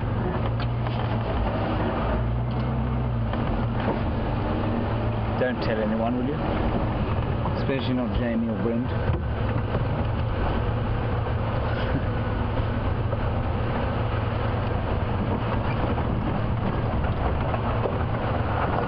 Stop here and have another look. You can see it's actually a very small eagle, the smallest eagle that we get here. And by small, I mean, say 2 feet tall. Isn't that lovely? Just beautiful. And you can hear the squirrels going, you can hear the grey go-away birds having a shout.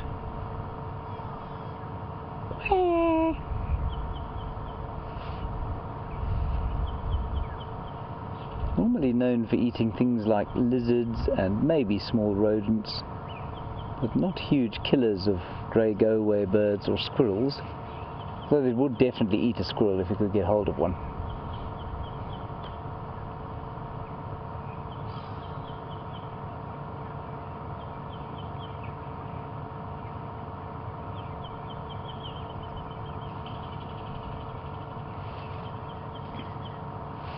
Now quite interestingly, we were chatting earlier this morning about giraffes that have a tendon or a network of tendons in the neck that when it's relaxed pull it upright. Now birds, perching birds, the passerines like this, have also got a similar mechanism in the feet.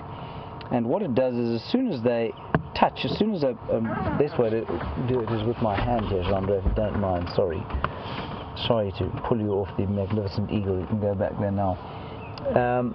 So what they have is they pretend that's a bird's claw. As soon as something touches the sort of inside of the foot like that, it clamps shut.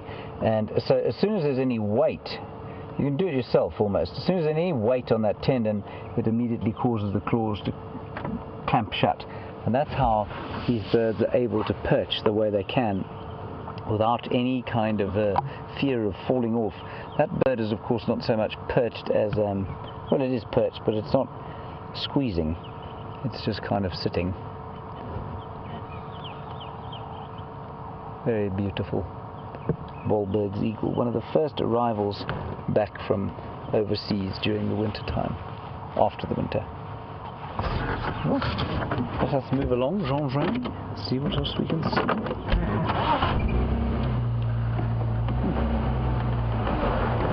Looking down the drainage line here to make sure that there aren't any leopards lurking. We're alarm calling at the eagle because he has just landed here. This is roundabout also where we had Tingana and Karula mating there, the shadow mating the other day. And Karula actually. Tingana's been a busy fellow around these parts.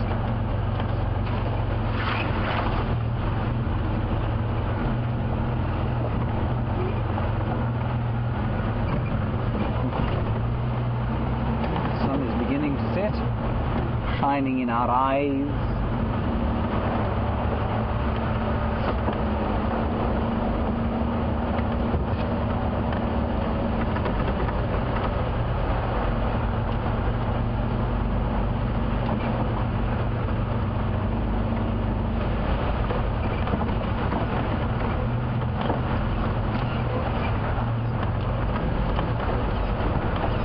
Keep watching the ground for tracks.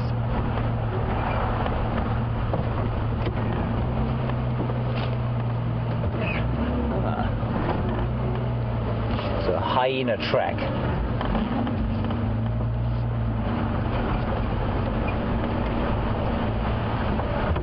Now, many people ask this question, but nobody puts it quite so eloquently as Gracie, aged 8. Gracie, you want to know why does such a small bird like the drongo attack such a big bird like the eagle? Isn't it not scared that it's going to be attacked? Gracie, it's a little bit like, there are two ways of putting it. I don't know if you know what a bully is, but a bully is someone who's big and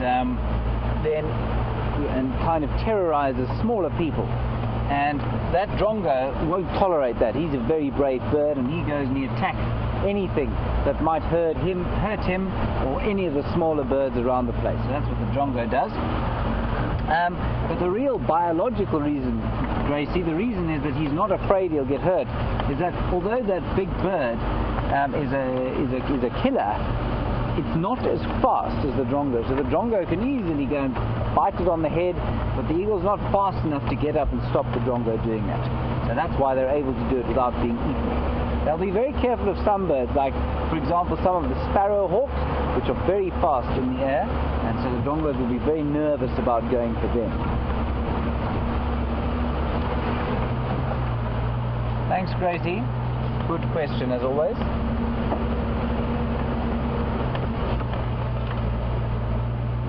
Otherwise, not an enormous amount going on here at Arethusa, as far as I can tell.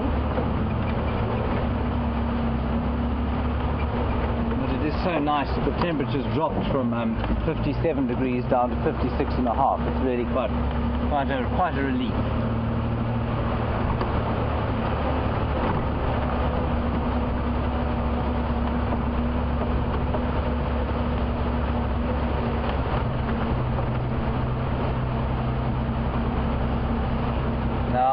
A lovely request from Isabella, aged 4. Now, Isabella, you would like to see a gorilla.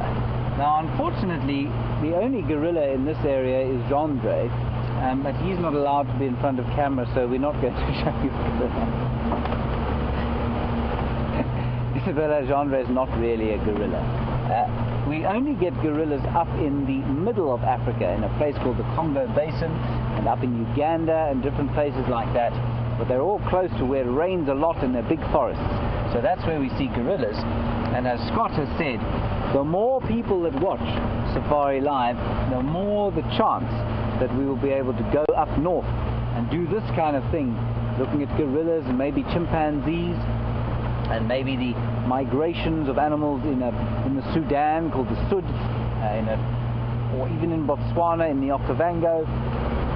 So the more people that watch, the greater the chance that we'll be able to go up and show you some gorillas, Isabella. But there are no gorillas here, I'm afraid. It's too dry and there are not enough big trees. Jeandre is not a gorilla, everybody, I'm just joking. He has tears running down the front of his face now, which of course is very distressing for all concerned. Sorry, Jeandre.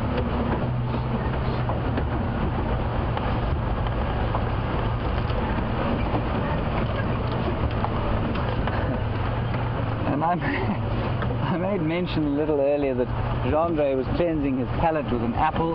Jeandre and Viam eat a lot on drive. Jeandre mainly very fruity, healthy stuff. Viam, basically, if it's sweet, he will eat it. But Jeandre's apples, Cecilia, you want to know where they come from?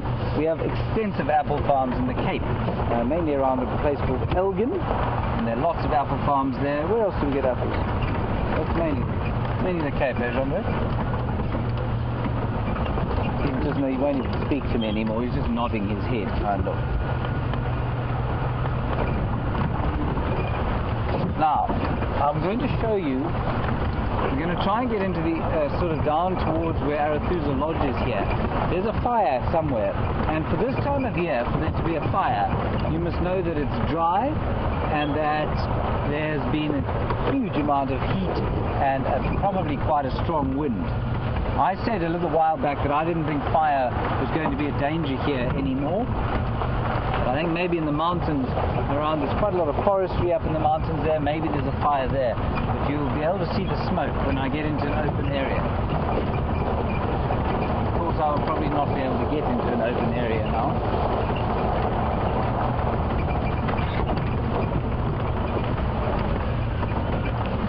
Especially not over the bumps of Arathusa.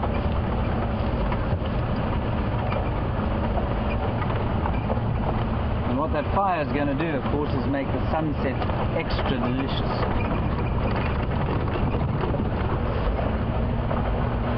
Gosh, this is quite a road.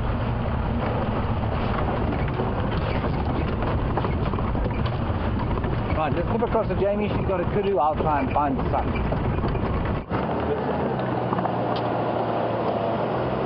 I'm going to try and reposition so we can see her. It's one of the prettiest kudu I think I've ever seen.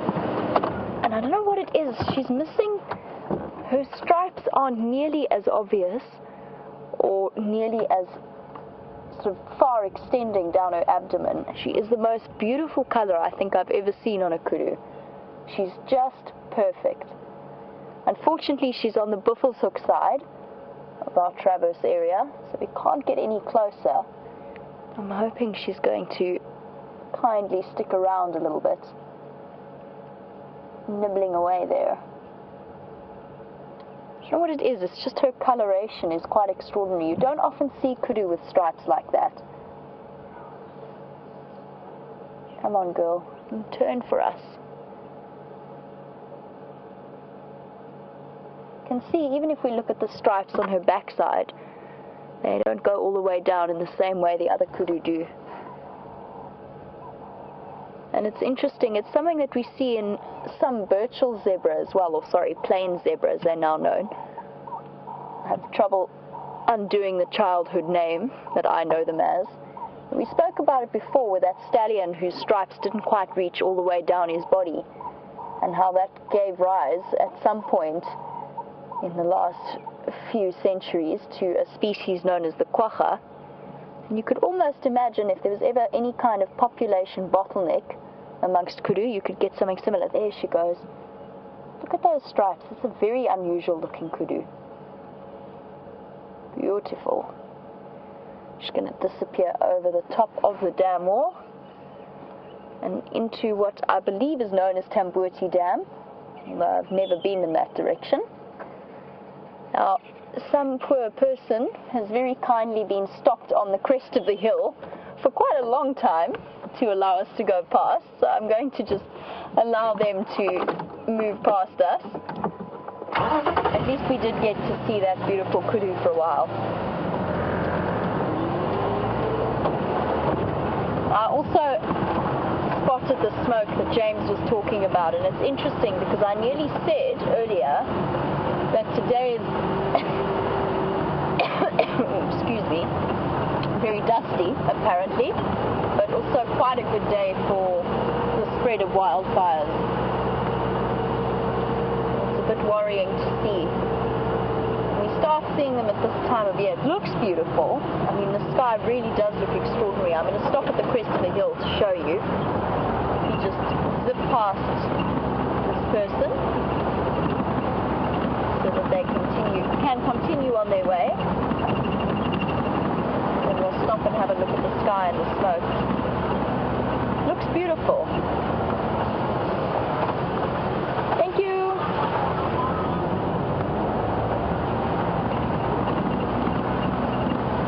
He didn't look too concerned.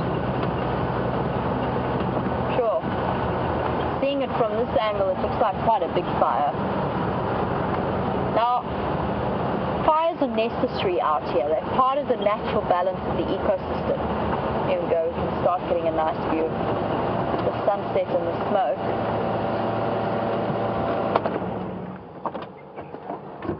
And it's a good way of removing all kinds of dead grass and plant material from the area.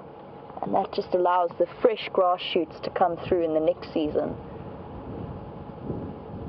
But at times like this, on windy, boiling hot days, and I'm sure it's something that many of you have experienced in your individual areas, I know that it's something that California experiences quite a bit, is these incredibly rapidly moving runaway fires. You can see the smoke stretching across the sky. And that's to our western boundary.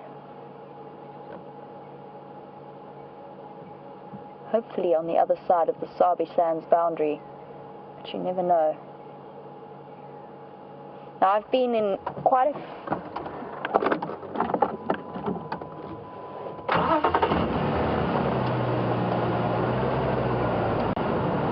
Marge, you've raised a good point in terms of having windmills to counteract the drought. There are one or two operational windmills, I think they're still operational, on Arathusa. As to why there are not more, I'm not too sure. I suppose because of the requirement or the level that they potentially upset the water table in these kinds of areas. I honestly don't know the answer to that question though, Marge. It's an interesting point. For times like these, we might need to urgently race out and battle some fires. And I've been out to fight fires before in the bush. It's not an easy experience, and it's not always an enjoyable one. It can be very, very scary to do. Racing out to do backburns and then putting them out so that the fire can't jump across. And one of the most spectacular images I've ever got was also hyenas walking out of a fiery evening. It was exquisite. Now I believe that James also has a stunning image of the sunset, so let's head across to him and see what he's looking at.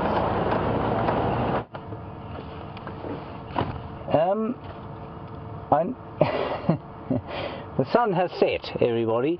It's just gone below the trees there.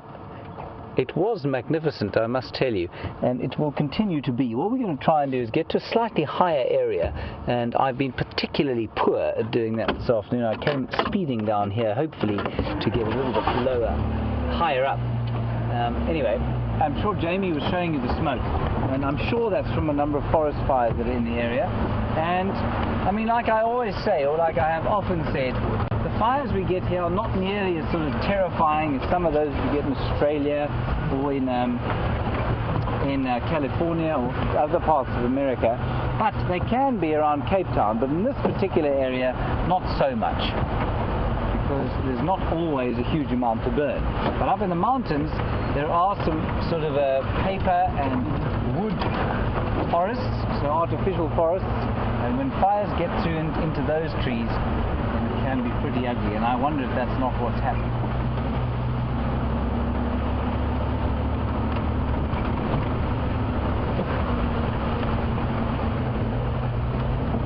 Now, I'm not gaining much height here, sorry, Jean-Dre. Jean-Dre is becoming increasingly unimpressed with me as the drive goes on. I've thrown him under the bus a number of times.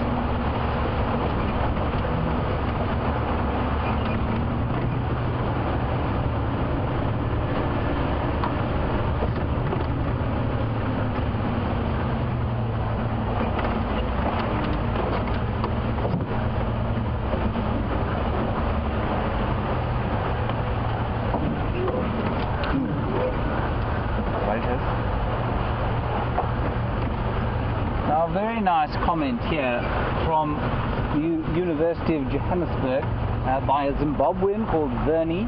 Vernie, you make an excellent point. You say that the other bird easily confused with the martial eagle is a black-breasted snake eagle, and they are quite similar, but for the size. And if you see them sitting, then you can quite easily mistake them. So very black head and blackish around here, and then white body. If you see them in flight, you can't mistake them, and I'll show you why. I will try and do it while driving so that we can gain some height and show you the amazing view.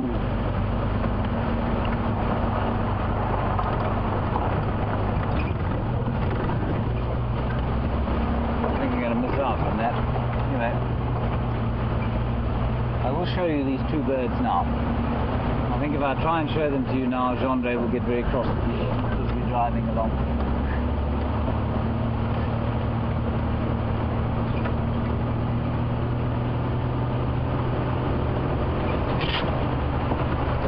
waterbuck. Lots and lots of waterbuck.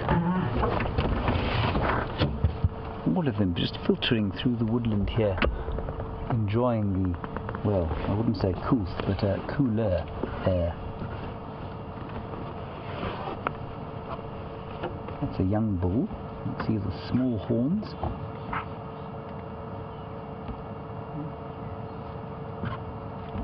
They're quite relaxed, which is lovely. Kudu and those sorts of animals they'll sit for a little while, but then they tend to run away. But these waterbuck are a lot more confiding in many ways.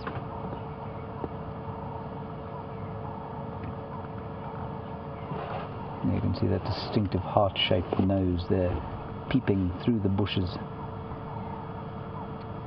And again, we had lots of comment today about the black-blue colour of the giraffe's tongue.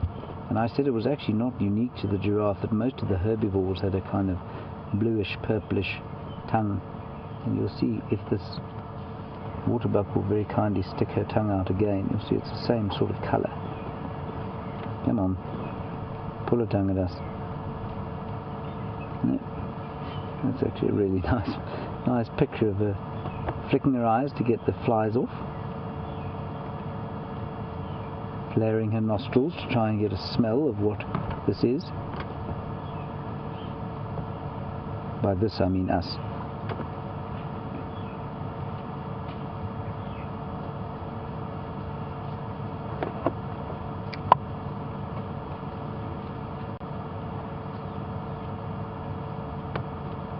There we go.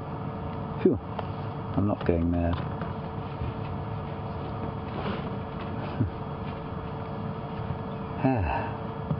You know, as Hannibal said, I love it when a plan comes together. Chandra, that was a very poor joke, you don't have to laugh. Right, so here we have the martial eagle, or no, not a Verreaux's eagle, that's a black eagle.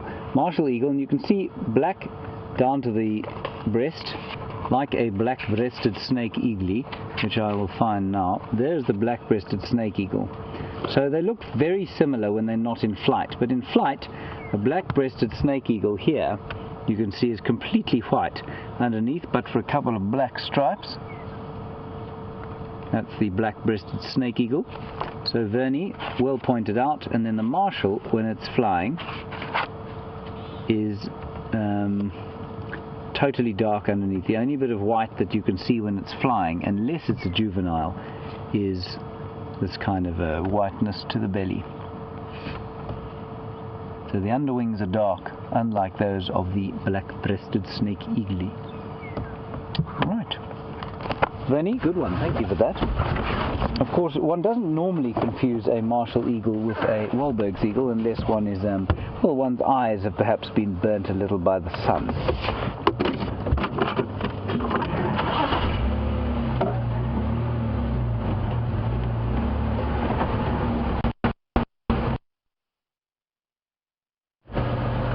Now, while we're driving past these waterbuck, Gail in Calgary, you say you've never seen a baby waterbuck.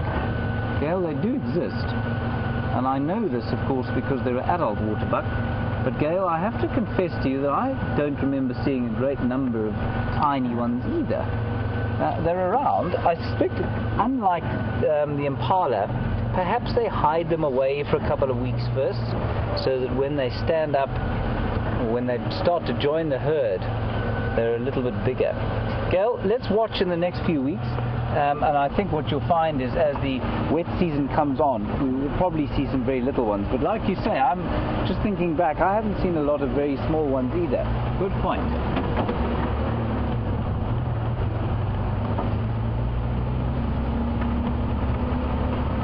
Calgary must be getting pretty chilly by this time of the year, Gail.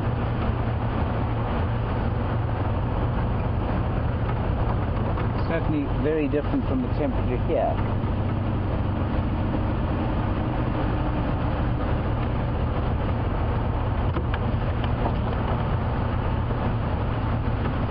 Now, we've spoken a lot about the smoke today, and we saw some pretty aggravated elephants earlier on. And Judith in North Carolina, you want to know, could the smoke be creating some kind of upheaval that's making the elephants upset. Judith, I don't think so, and I'll tell you why. The smoke is way away, probably sort of 50 or 60 kilometers away in the mountains. And the mountains, of course, are off to the west. And there's no smoke, actually. I can't smell any smoke as I'm breathing now. So I don't think that would have had any effect on the elephants.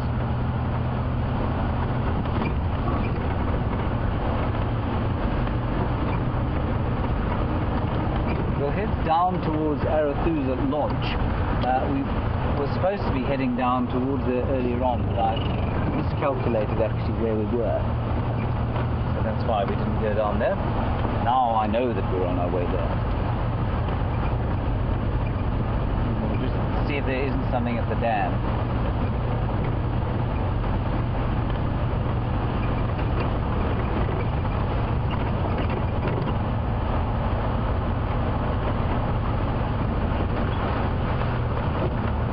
Now, possibly a new viewer, a Twitter handle going by the name of Mr. Moustache. Mr. Moustache, you want to know what time is the best time of the year to come here, and as you say, all times of the year are very beautiful. I personally, there are two times of year I really love. The first is around April and May, when the heat comes off, and we still have quite nice longish days, and the temperature is just perfect. The water's starting to dry up a little bit, and so the game viewing becomes a bit easier. I like that time of the year. I also love the time of the year that we're about to go into now. December and early January. Yes, it's very hot, but when there's water around, the smells are amazing. It's so wonderful to walk along a kind of thickly wooded area and hear the cuckoos calling, and there are all the baby animals.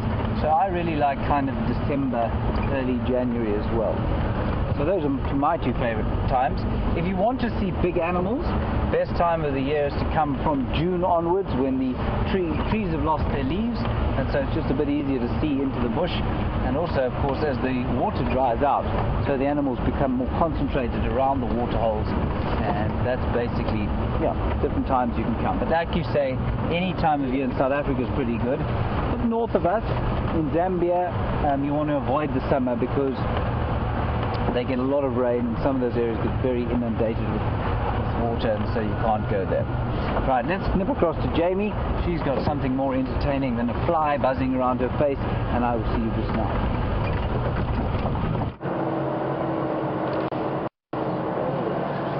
Now, in terms of the best time to come on safari, there is, to me, probably this time of year is the best, although it is incredibly warm, as we may have mentioned once or twice a minute. You have this incredible elephant herd with us once again. I think this is the same herd that, or at least some of the elephants that James had earlier, but they've moved across much further west, looking for somewhere to come and settle down for the evening. It's interesting how many elephant sightings I've had on this road at this time of day. I don't know why that is. I don't know if it's because they like to head into the drainage line that's just across here. They feel more secure there for the night. I would definitely say that I've had a lot of them at this time of day on this road.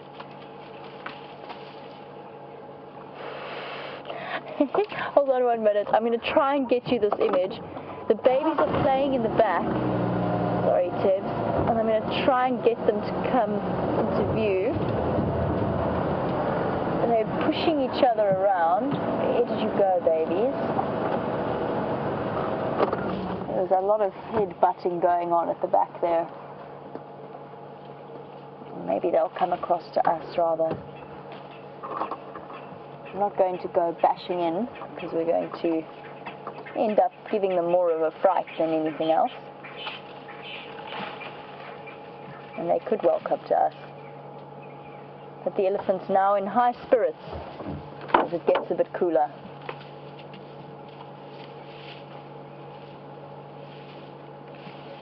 There's obviously something delicious in that tree, and I believe it's one that James touched on earlier. There's a variable bush willow that they're munching on. I'm not quite sure how that came out in the taste test, but the elephants obviously enjoy it.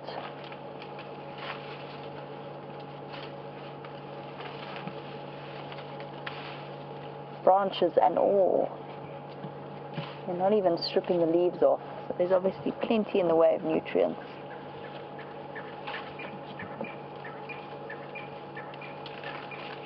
They're using her combination of her trunk and her tusk. Wow, those are some sharp looking tusks there. She almost looks as though she's created those points. Isn't it interesting how elephants' tusks wear in different ways? At a glance, those tusks don't look any different in terms of thickness or shape to the others we see, yet we don't often see tusks that look quite so spear-like. Those are really quite incredible. Obviously, something unique in the way that she uses them.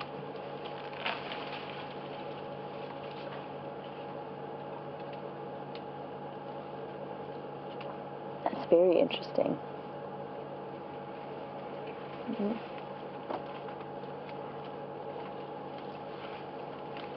Slowly munching their way around us. We've got a little one thinking about coming to say hello.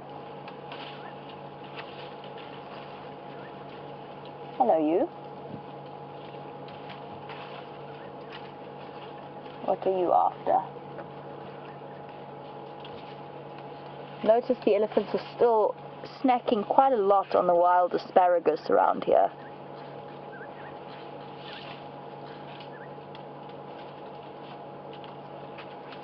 Hello. It's okay. Head up, ears out. Thinking about being intimidating, but not really succeeding. Going to disappear behind the bushes.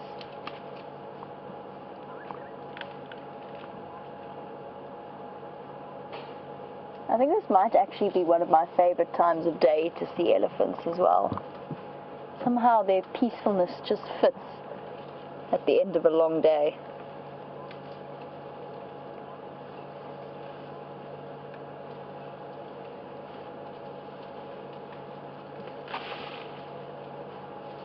Shift back a little bit so we can get a clearer view of the one female. The rest of the herd is slowly making its way towards us.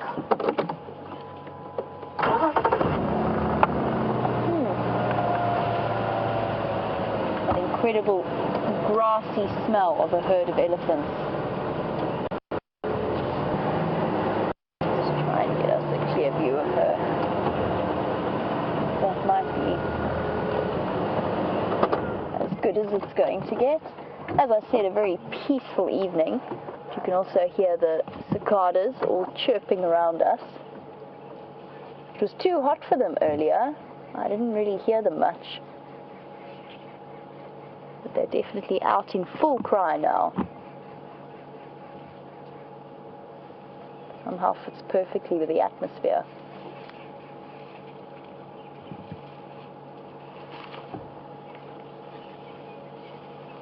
Yep, definitely that variable bush willow that James was chatting about. She is devouring it. Generally, if you watch the way that elephants eat, although they appear to do plenty of damage, chances are if they don't knock the tree down, for the most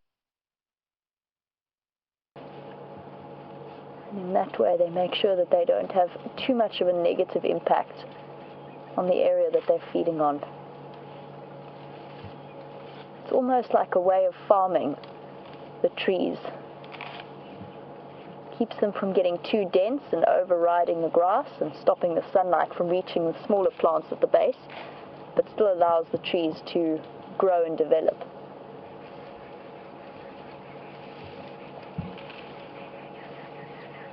Here come.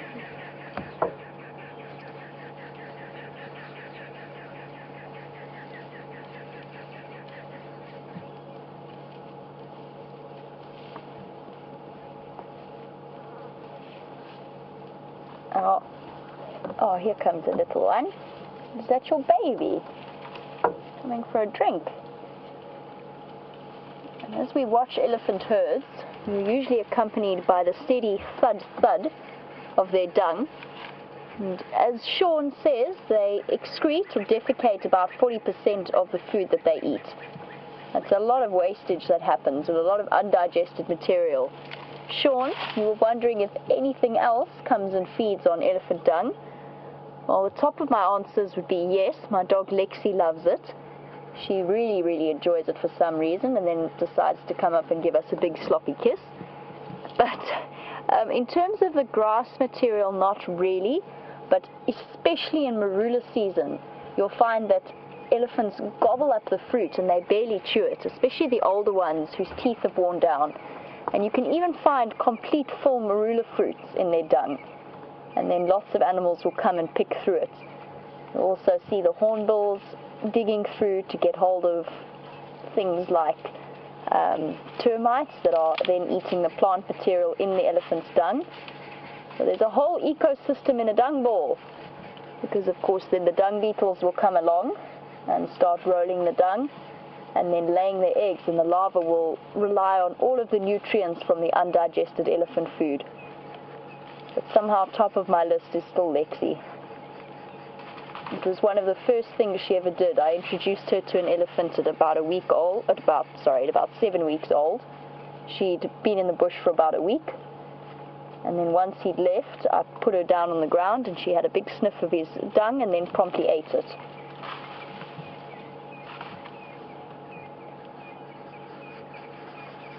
The other thing that you'll see digging through elephant dung is squirrels. And I mentioned the marula fruit that they swallow undigested. And what will happen is if nothing else eats that marula fruit, then the marula fruit will rot away, leaving that incredible seed that is phenomenally rich in seed oils, and squirrels love them. I'm sure that at some point in your live drives you will have seen a marula seed with the little holes in it that have been popped open so that the squirrel can get to the kernel, and they're beautifully adapted for being able to do that. And some of the oldest tools that have been found in South Africa in terms of civilizations have been tools adapted for doing something really similar to what the squirrel tooth does, so popping open those seeds and getting to those oils. Incredibly nutritious, but very difficult to get to. Ellies have really tucked themselves away in there. Let's see if by shuffling forward we can get another view of them.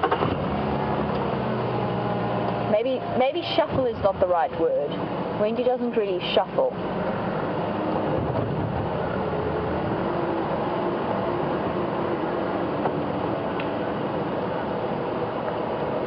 To content ourselves with a view of elephant bottoms for the moment.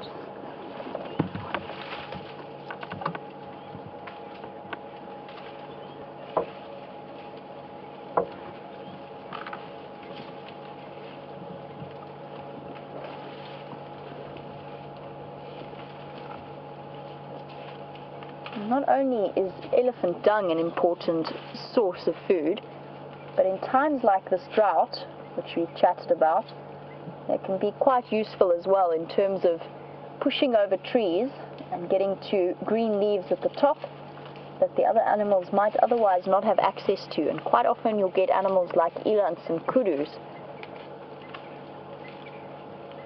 following through and munching on the leaves of the trees that the elephants have pushed down.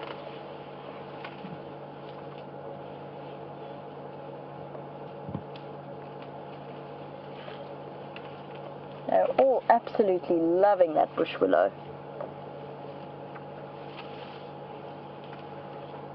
Clustered around it, there must be about 5 elephants around there.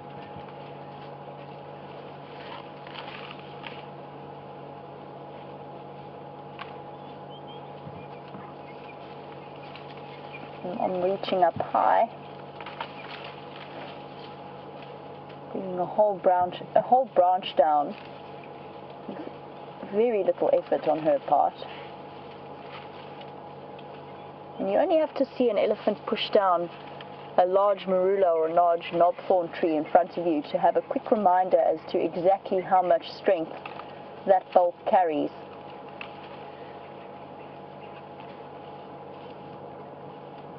When you 5 tons of elephant, a couple of 100 kilograms of tree is really not too much of a problem.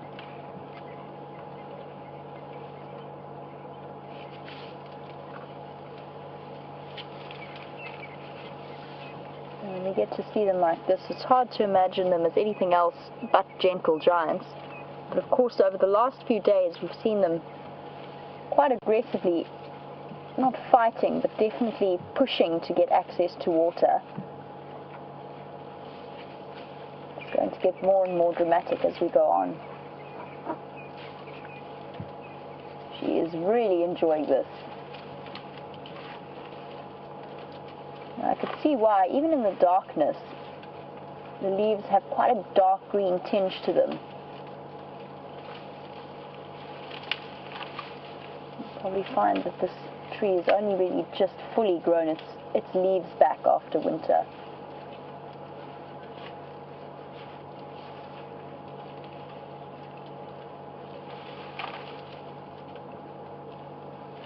You can see that beautiful forehead profile as we're looking at her now. That very clear angle from the top of her head and then sloping down towards her trunk. And that's very typical of a female-shaped head.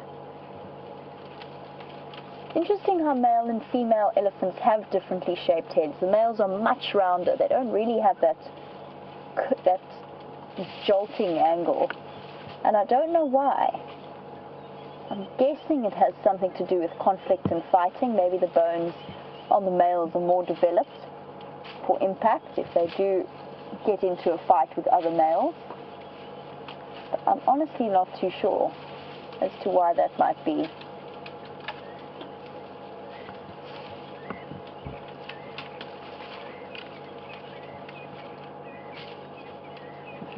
The little one's got some tree on its back.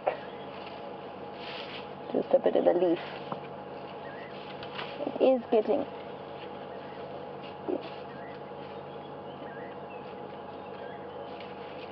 very dark.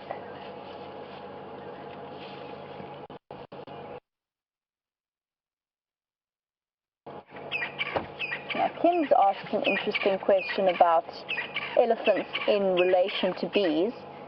And it's something that I was asked when I first started working at WildEarth, and I said I didn't believe it was possible. And it's not actually that necessarily that they get attacked, but elephants are uncomfortable around bees, apparently, especially beehives. And one of the viewers very kindly sent me an article about it was a way of experimenting with keeping elephants, or looking for a way to keep elephants out of people's crops and out of people's fields, because obviously that is inevitably going to bring elephants into contact and into conflict with people if they start going through their crop fields. And so one of the methods that they've been experimenting with is to put beehives around the boundaries as a way of deterring elephants. And it has actually shown some success. There's something about bees that elephants don't like. And you'll find it as well. We saw it with the wild dogs. It's the smell and the little shapes running around them like wild dog do. We saw how strong the elephants' reactions were to that. And apparently they're also quite scared of mice. I know that sounds like an old wives' tale, but it has actually been tested before that they get a fright because they can't quite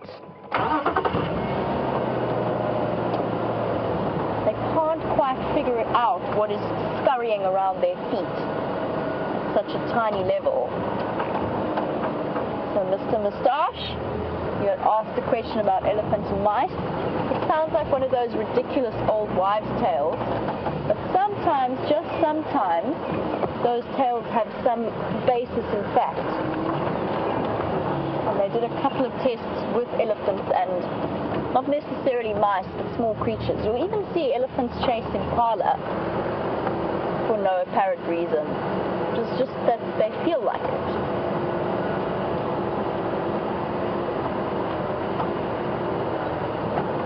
Alright, baby. It's okay. I won't come any closer.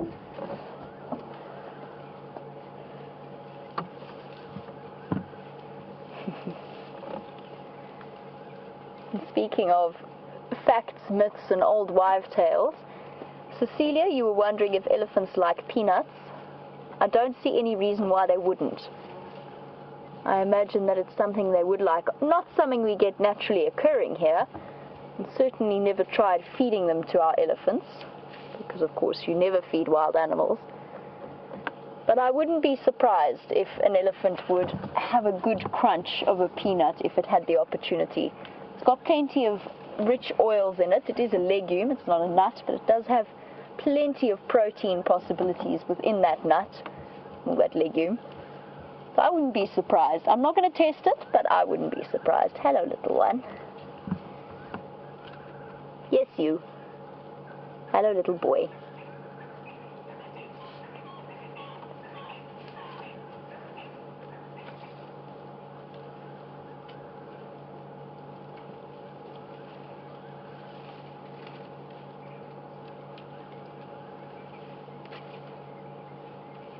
One thing we've been very lucky to enjoy over the last few weeks is the odd sighting of baby elephants fast asleep flat out on the ground.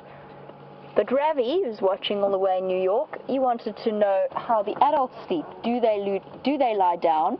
And if they do, wouldn't that make their youngsters more vulnerable to attack by predators?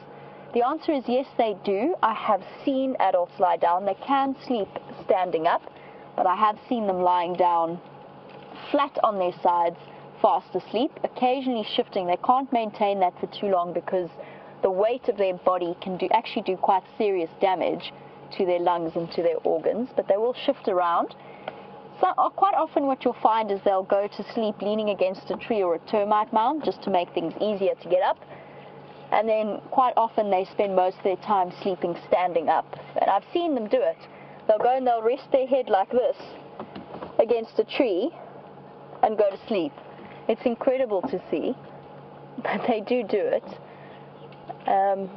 In terms of being vulnerable, that's why a herd is so useful, because not all of them will sleep at one time. So if they've got youngsters with them, they'll form a nice defensive circle, and then they'll take turns to go to sleep. So tonight, as we're slowly watching it get darker and darker, they will find a nice thick patch. They'll probably alternate between feeding a little bit, especially because it is so hot, and then some of the adults will spend some time sleeping. And we've seen them do it in the middle of the day as well, tucked away in the bushes. Got one more or two more coming across the road. I think this female with some impressively long straight tusks. There's the little one. I'll shift a little bit. Oh, she can stay there. Balancing on the edge of the ditch there.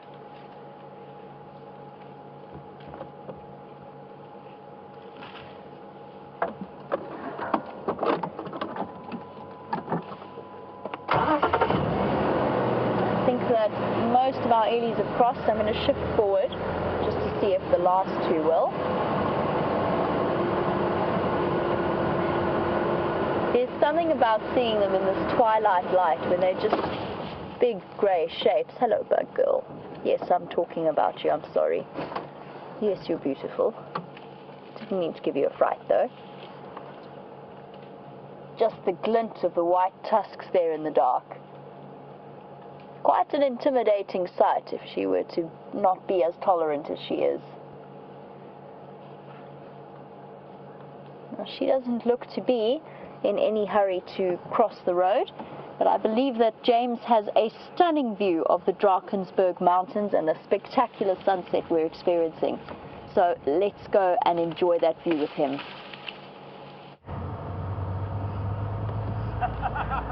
Right, now everybody, as we came live there, you may have heard some laughing in the background. That wasn't because there's a fire, and as you can see, that fire is absolutely massive. But that laughing actually does have quite a lot of meaning. We just drove past a bunch of people having a very pleasant sundowner tipple as they watched that incredible view that you've just seen there. And their names were as follows: Jane and Bernard, and they are from Portishead, And Helen, you're in Birmingham, and apparently you are one of our most keen watchers. You keep them posted about everything that goes on here, and they're so very pleased that to have met us, and I'm sending you their regards. And then to the parents of Natasha in London, we just met your folks, Yolanda and Eric, and they send their very best regards. They were all having a drink just down the road there, watching the beauty of the sunset there. So Natasha and Helen, I hope that you're watching from a chilly England and enjoying and absorbing some of the amazing heat and incredible views that we're having at the moment. We are heading up towards where Scott last had the tracks of Karula. He didn't manage to find her. It's got a bit dark now. He's going to drive around there for a little while, but we'll drive back up there and see if we don't get lucky, and maybe she'll pop out on the road. Right, on the road.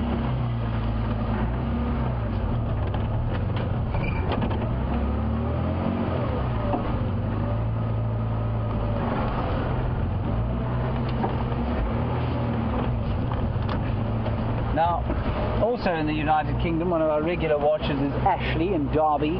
And Ashley, you want to know what it is, what are my favourite putkoos is when I'm on drive. Putkoos, of course, means road food, everybody. And it's in Afrikaans, putkoos. I don't normally eat while we're on drive. I try to avoid it because, I mean, I get things stuck in my teeth, and then it's just very unattractive when I try and talk to you as we go along. But I do so love to find natural fruits in the bush. I find it such a rare and amazing pleasure to be able to pick a fruit from the bush and eat it and enjoy it and feel slightly satisfied by it. So that's what I eat when we're on drive. Otherwise I don't eat a huge amount. A bit of biltong or nuts are my favourite sort of sundowner snack.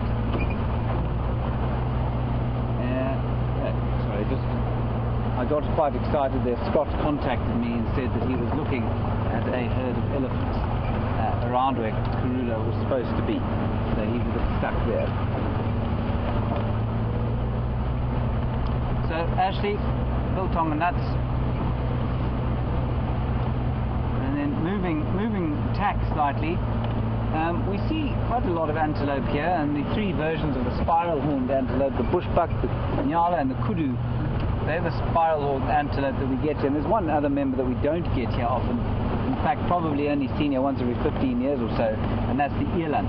And Barbara, the reason we don't see eland here is because of the amount of water that there is. They get out-competed in areas where there's lots of water.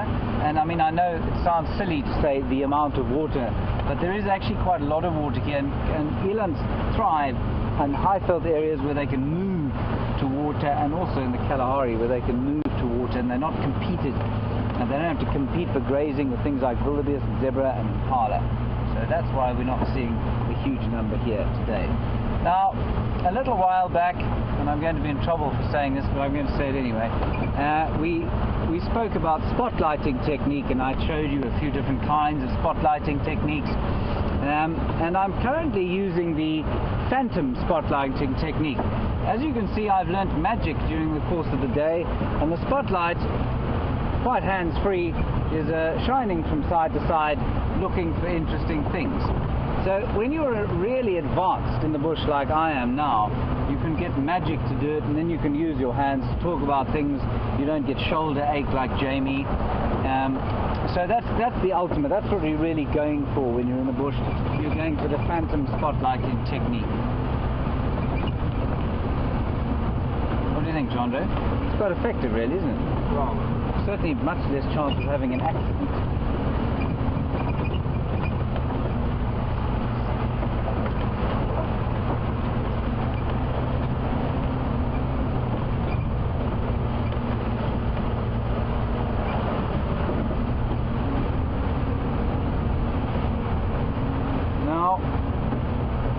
Many of you will have noticed that we haven't been visiting a hyena den of late, and Laura in Pennsylvania, you want to know if there's time for a visit now, or have we visited recently? We haven't, and that's simply, Laura, because it's moved to a place where we cannot get a car into. Brent found it on foot the other day, and it's in a block, quite a similar area where Karula often goes, and that's why we often can't follow her for very long. Lots of drainage lines, and kind of rocky, small rocky cliffs, but you just cannot get a vehicle in there. So I'm afraid that's why we haven't been to see the hyenas of late. Laura, sorry about that. They will move again at some stage, and then we'll find them again. Hopefully it'll be in a more accessible spot.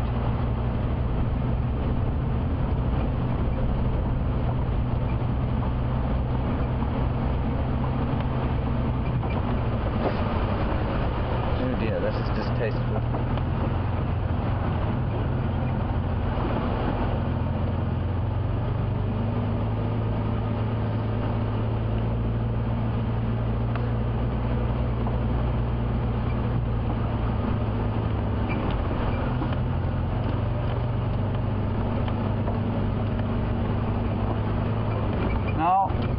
One of the things that people are the most afraid of when they come to Africa is the great swarm of snakes that we have around here. And Janine, you were asking a question about snakes. Janine, we don't have many, well, we have a lot of snakes, but we seldom see them. And you want to know if a snake has ever fallen into the vehicle? No, mercifully that hasn't happened. But I will tell you a story about when we were driving along one day, and I was off-road, and I had 6 guests in the back of the vehicle, and we were looking at a leopard off-road, and we drove under a tree, and we were looking for this, no, it was lions actually, we were looking for the lions, and I looked behind me and I saw a guest looking sort of like that, and she was pointing like this, and just that far from her finger was the head of a vine snake. Now a vine snake is a very shy snake, but it's tremendously venomous, and so the snake was kind of looking at her, and she was looking at the snake. And as she was about to kind of reach out and touch it, I grabbed her hand, and the action of grabbing her hand made the snake kind of coil up back into the tree. But that could have ended quite badly.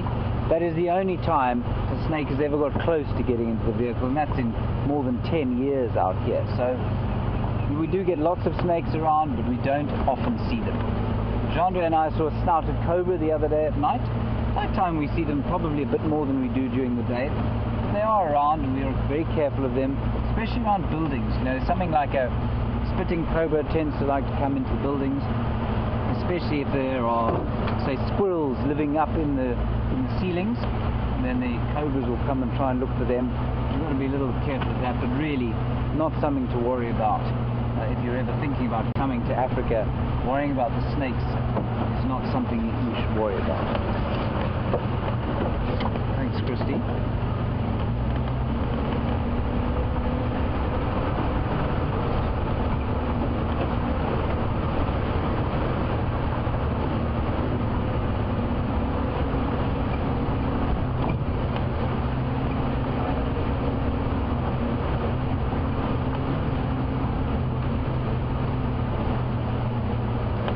Well, this is a very fascinating inquiry from Scotland. Angela, you're asking about a glossy ibis. Now, an ibis is I'm sure most of you know what an ibis is, a kind of long-billed, largish bird. And the most common one that we get here is called a hardy-dar ibis. And Angela, you want to know if you say you've seen a glossy ibis on the west coast of Scotland. Angela, I'm astonished about that. I didn't know they occurred up there. I wonder if it wasn't a vagrant that got blown north somehow. We do get glossy ibis, not in this area though. Mostly up on the Highveld, that means the highlands of South Africa. We do get glossy ibis there, but not really here. I'm really fascinated that it was a glossy ibis up in Scotland. Thanks, Angela.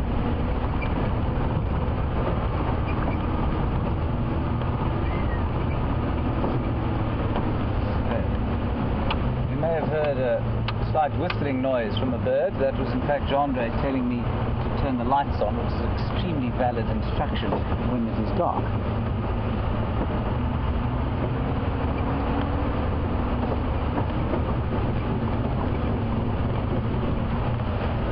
Oh wow. Try here. Just gently. No, okay, that's fine. Can you get a picture there, Jean-Andre? There is a Senegal lapwing and it's on its nest. You can see the eggs just underneath it, and it's going to sit down again or disappear. Look at that. Isn't that amazing? It's on she's on her little eggs, and you can see how ridiculous that nest is. You can't believe those eggs would ever survive on the ground like that. Oh, that's wonderful. So she stood up when she heard us coming and held her wings out as if to say, I'm so big, don't come here, please. And now she's sitting on them to protect them. I don't want to stress her out. We're just going to roll away from her so she can be safe. Isn't that amazing? That's called a Senegal lapwing. I don't think I've ever seen that before. So nice that they're breeding. They're quite rare birds, actually. They like that little area there. Wow. Right, let's head across to Jamie, see how her night is progressing, and I'll see you in a little while.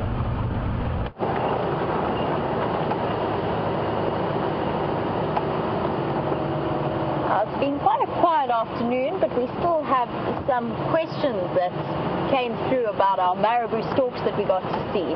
And it's always special to see birds that are actually quite phenomenally endangered out here in the South African lowvelds.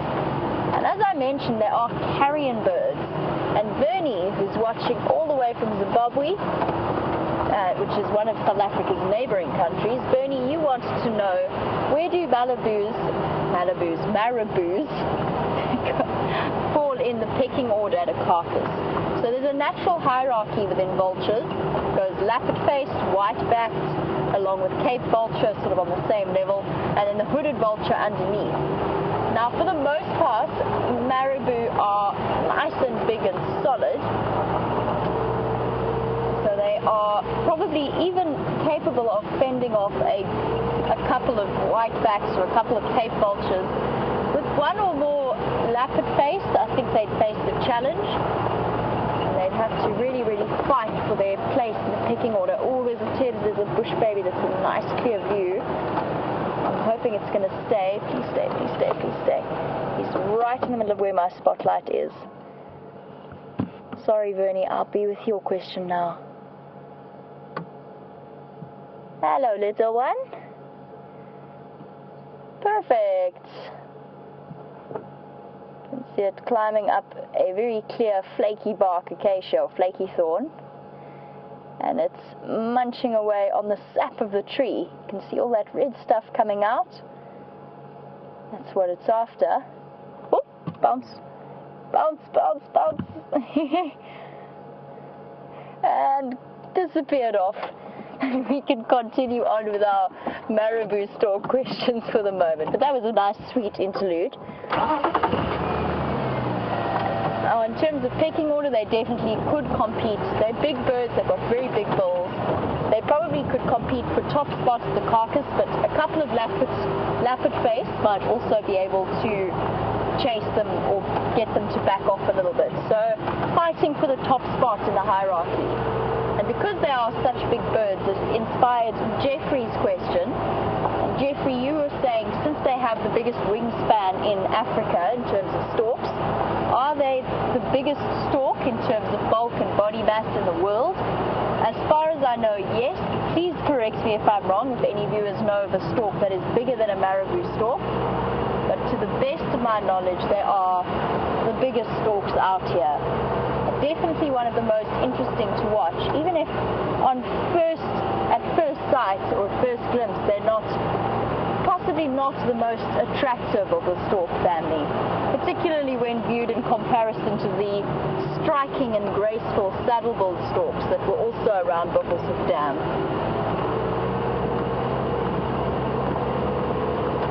Nonetheless, a very valuable bird, and their role should never ever be not given enough credit for what it's due. They play such a valuable role in terms of carcass disposal, and that in turn is really important in terms of controlling the spread of disease and bacteria out in environments like this. Now, I've been in places where large carcasses have left damage to the circle of grass that they were lying on even a year later. It was just a dead circle of vegetation. And and that was because they were in areas where the vultures and the other scavengers couldn't get to them to remove them. So that build-up of, no, Steenbok, you stay there, don't come running into the road.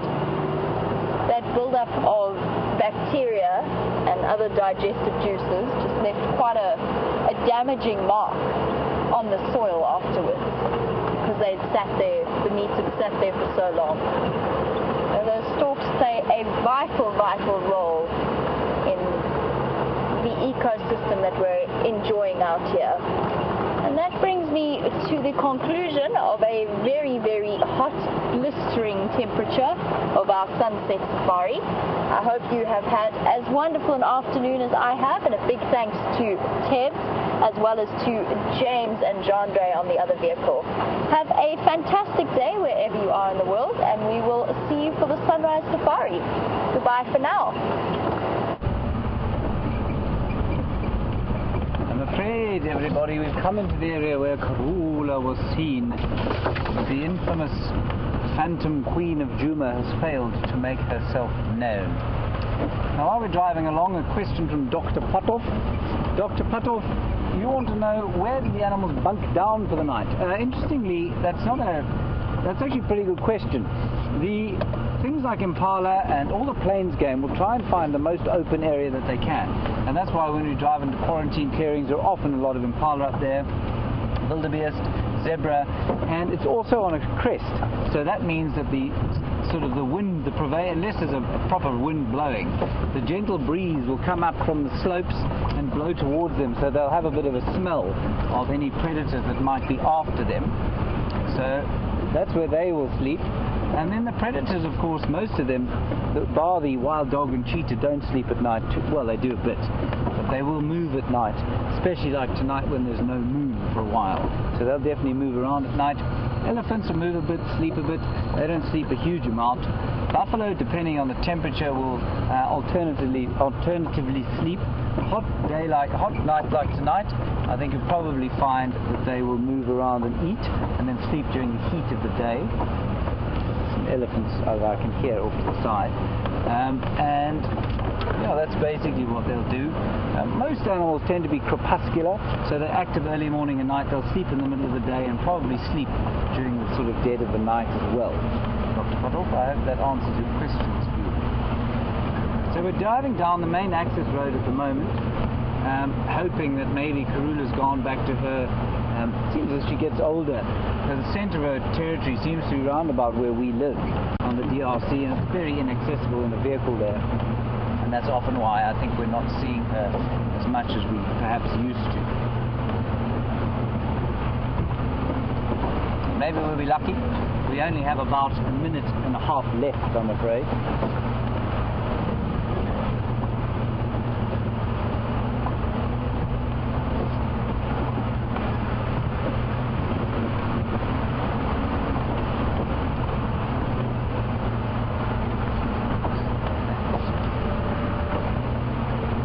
You want to know if I'll make another behind-the-scenes video and sing again? Yes, I'm sure that the little Instagram videos will come fairly soon, and there are a couple of slightly longer ones in the editing, in the cutting room, as it were. So hopefully fairly soon we'll have something to show you from behind the scenes.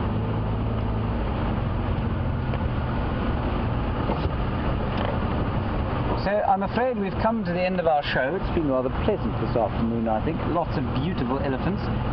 Scorching heat for most of it.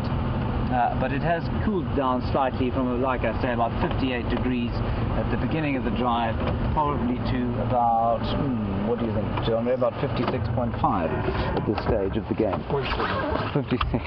57.5. It's still very hot. We are sweating. It will be a warm night. Thank you to all of you for your contributions, questions and comments. Much appreciated. We'll see you tomorrow in the morning during the sunrise safari. Thank you, Jean-Dre. Thank you, Tara, Nikki, and Jamie, and Tebs. And we'll see you at 5 o'clock tomorrow morning. Bye-bye.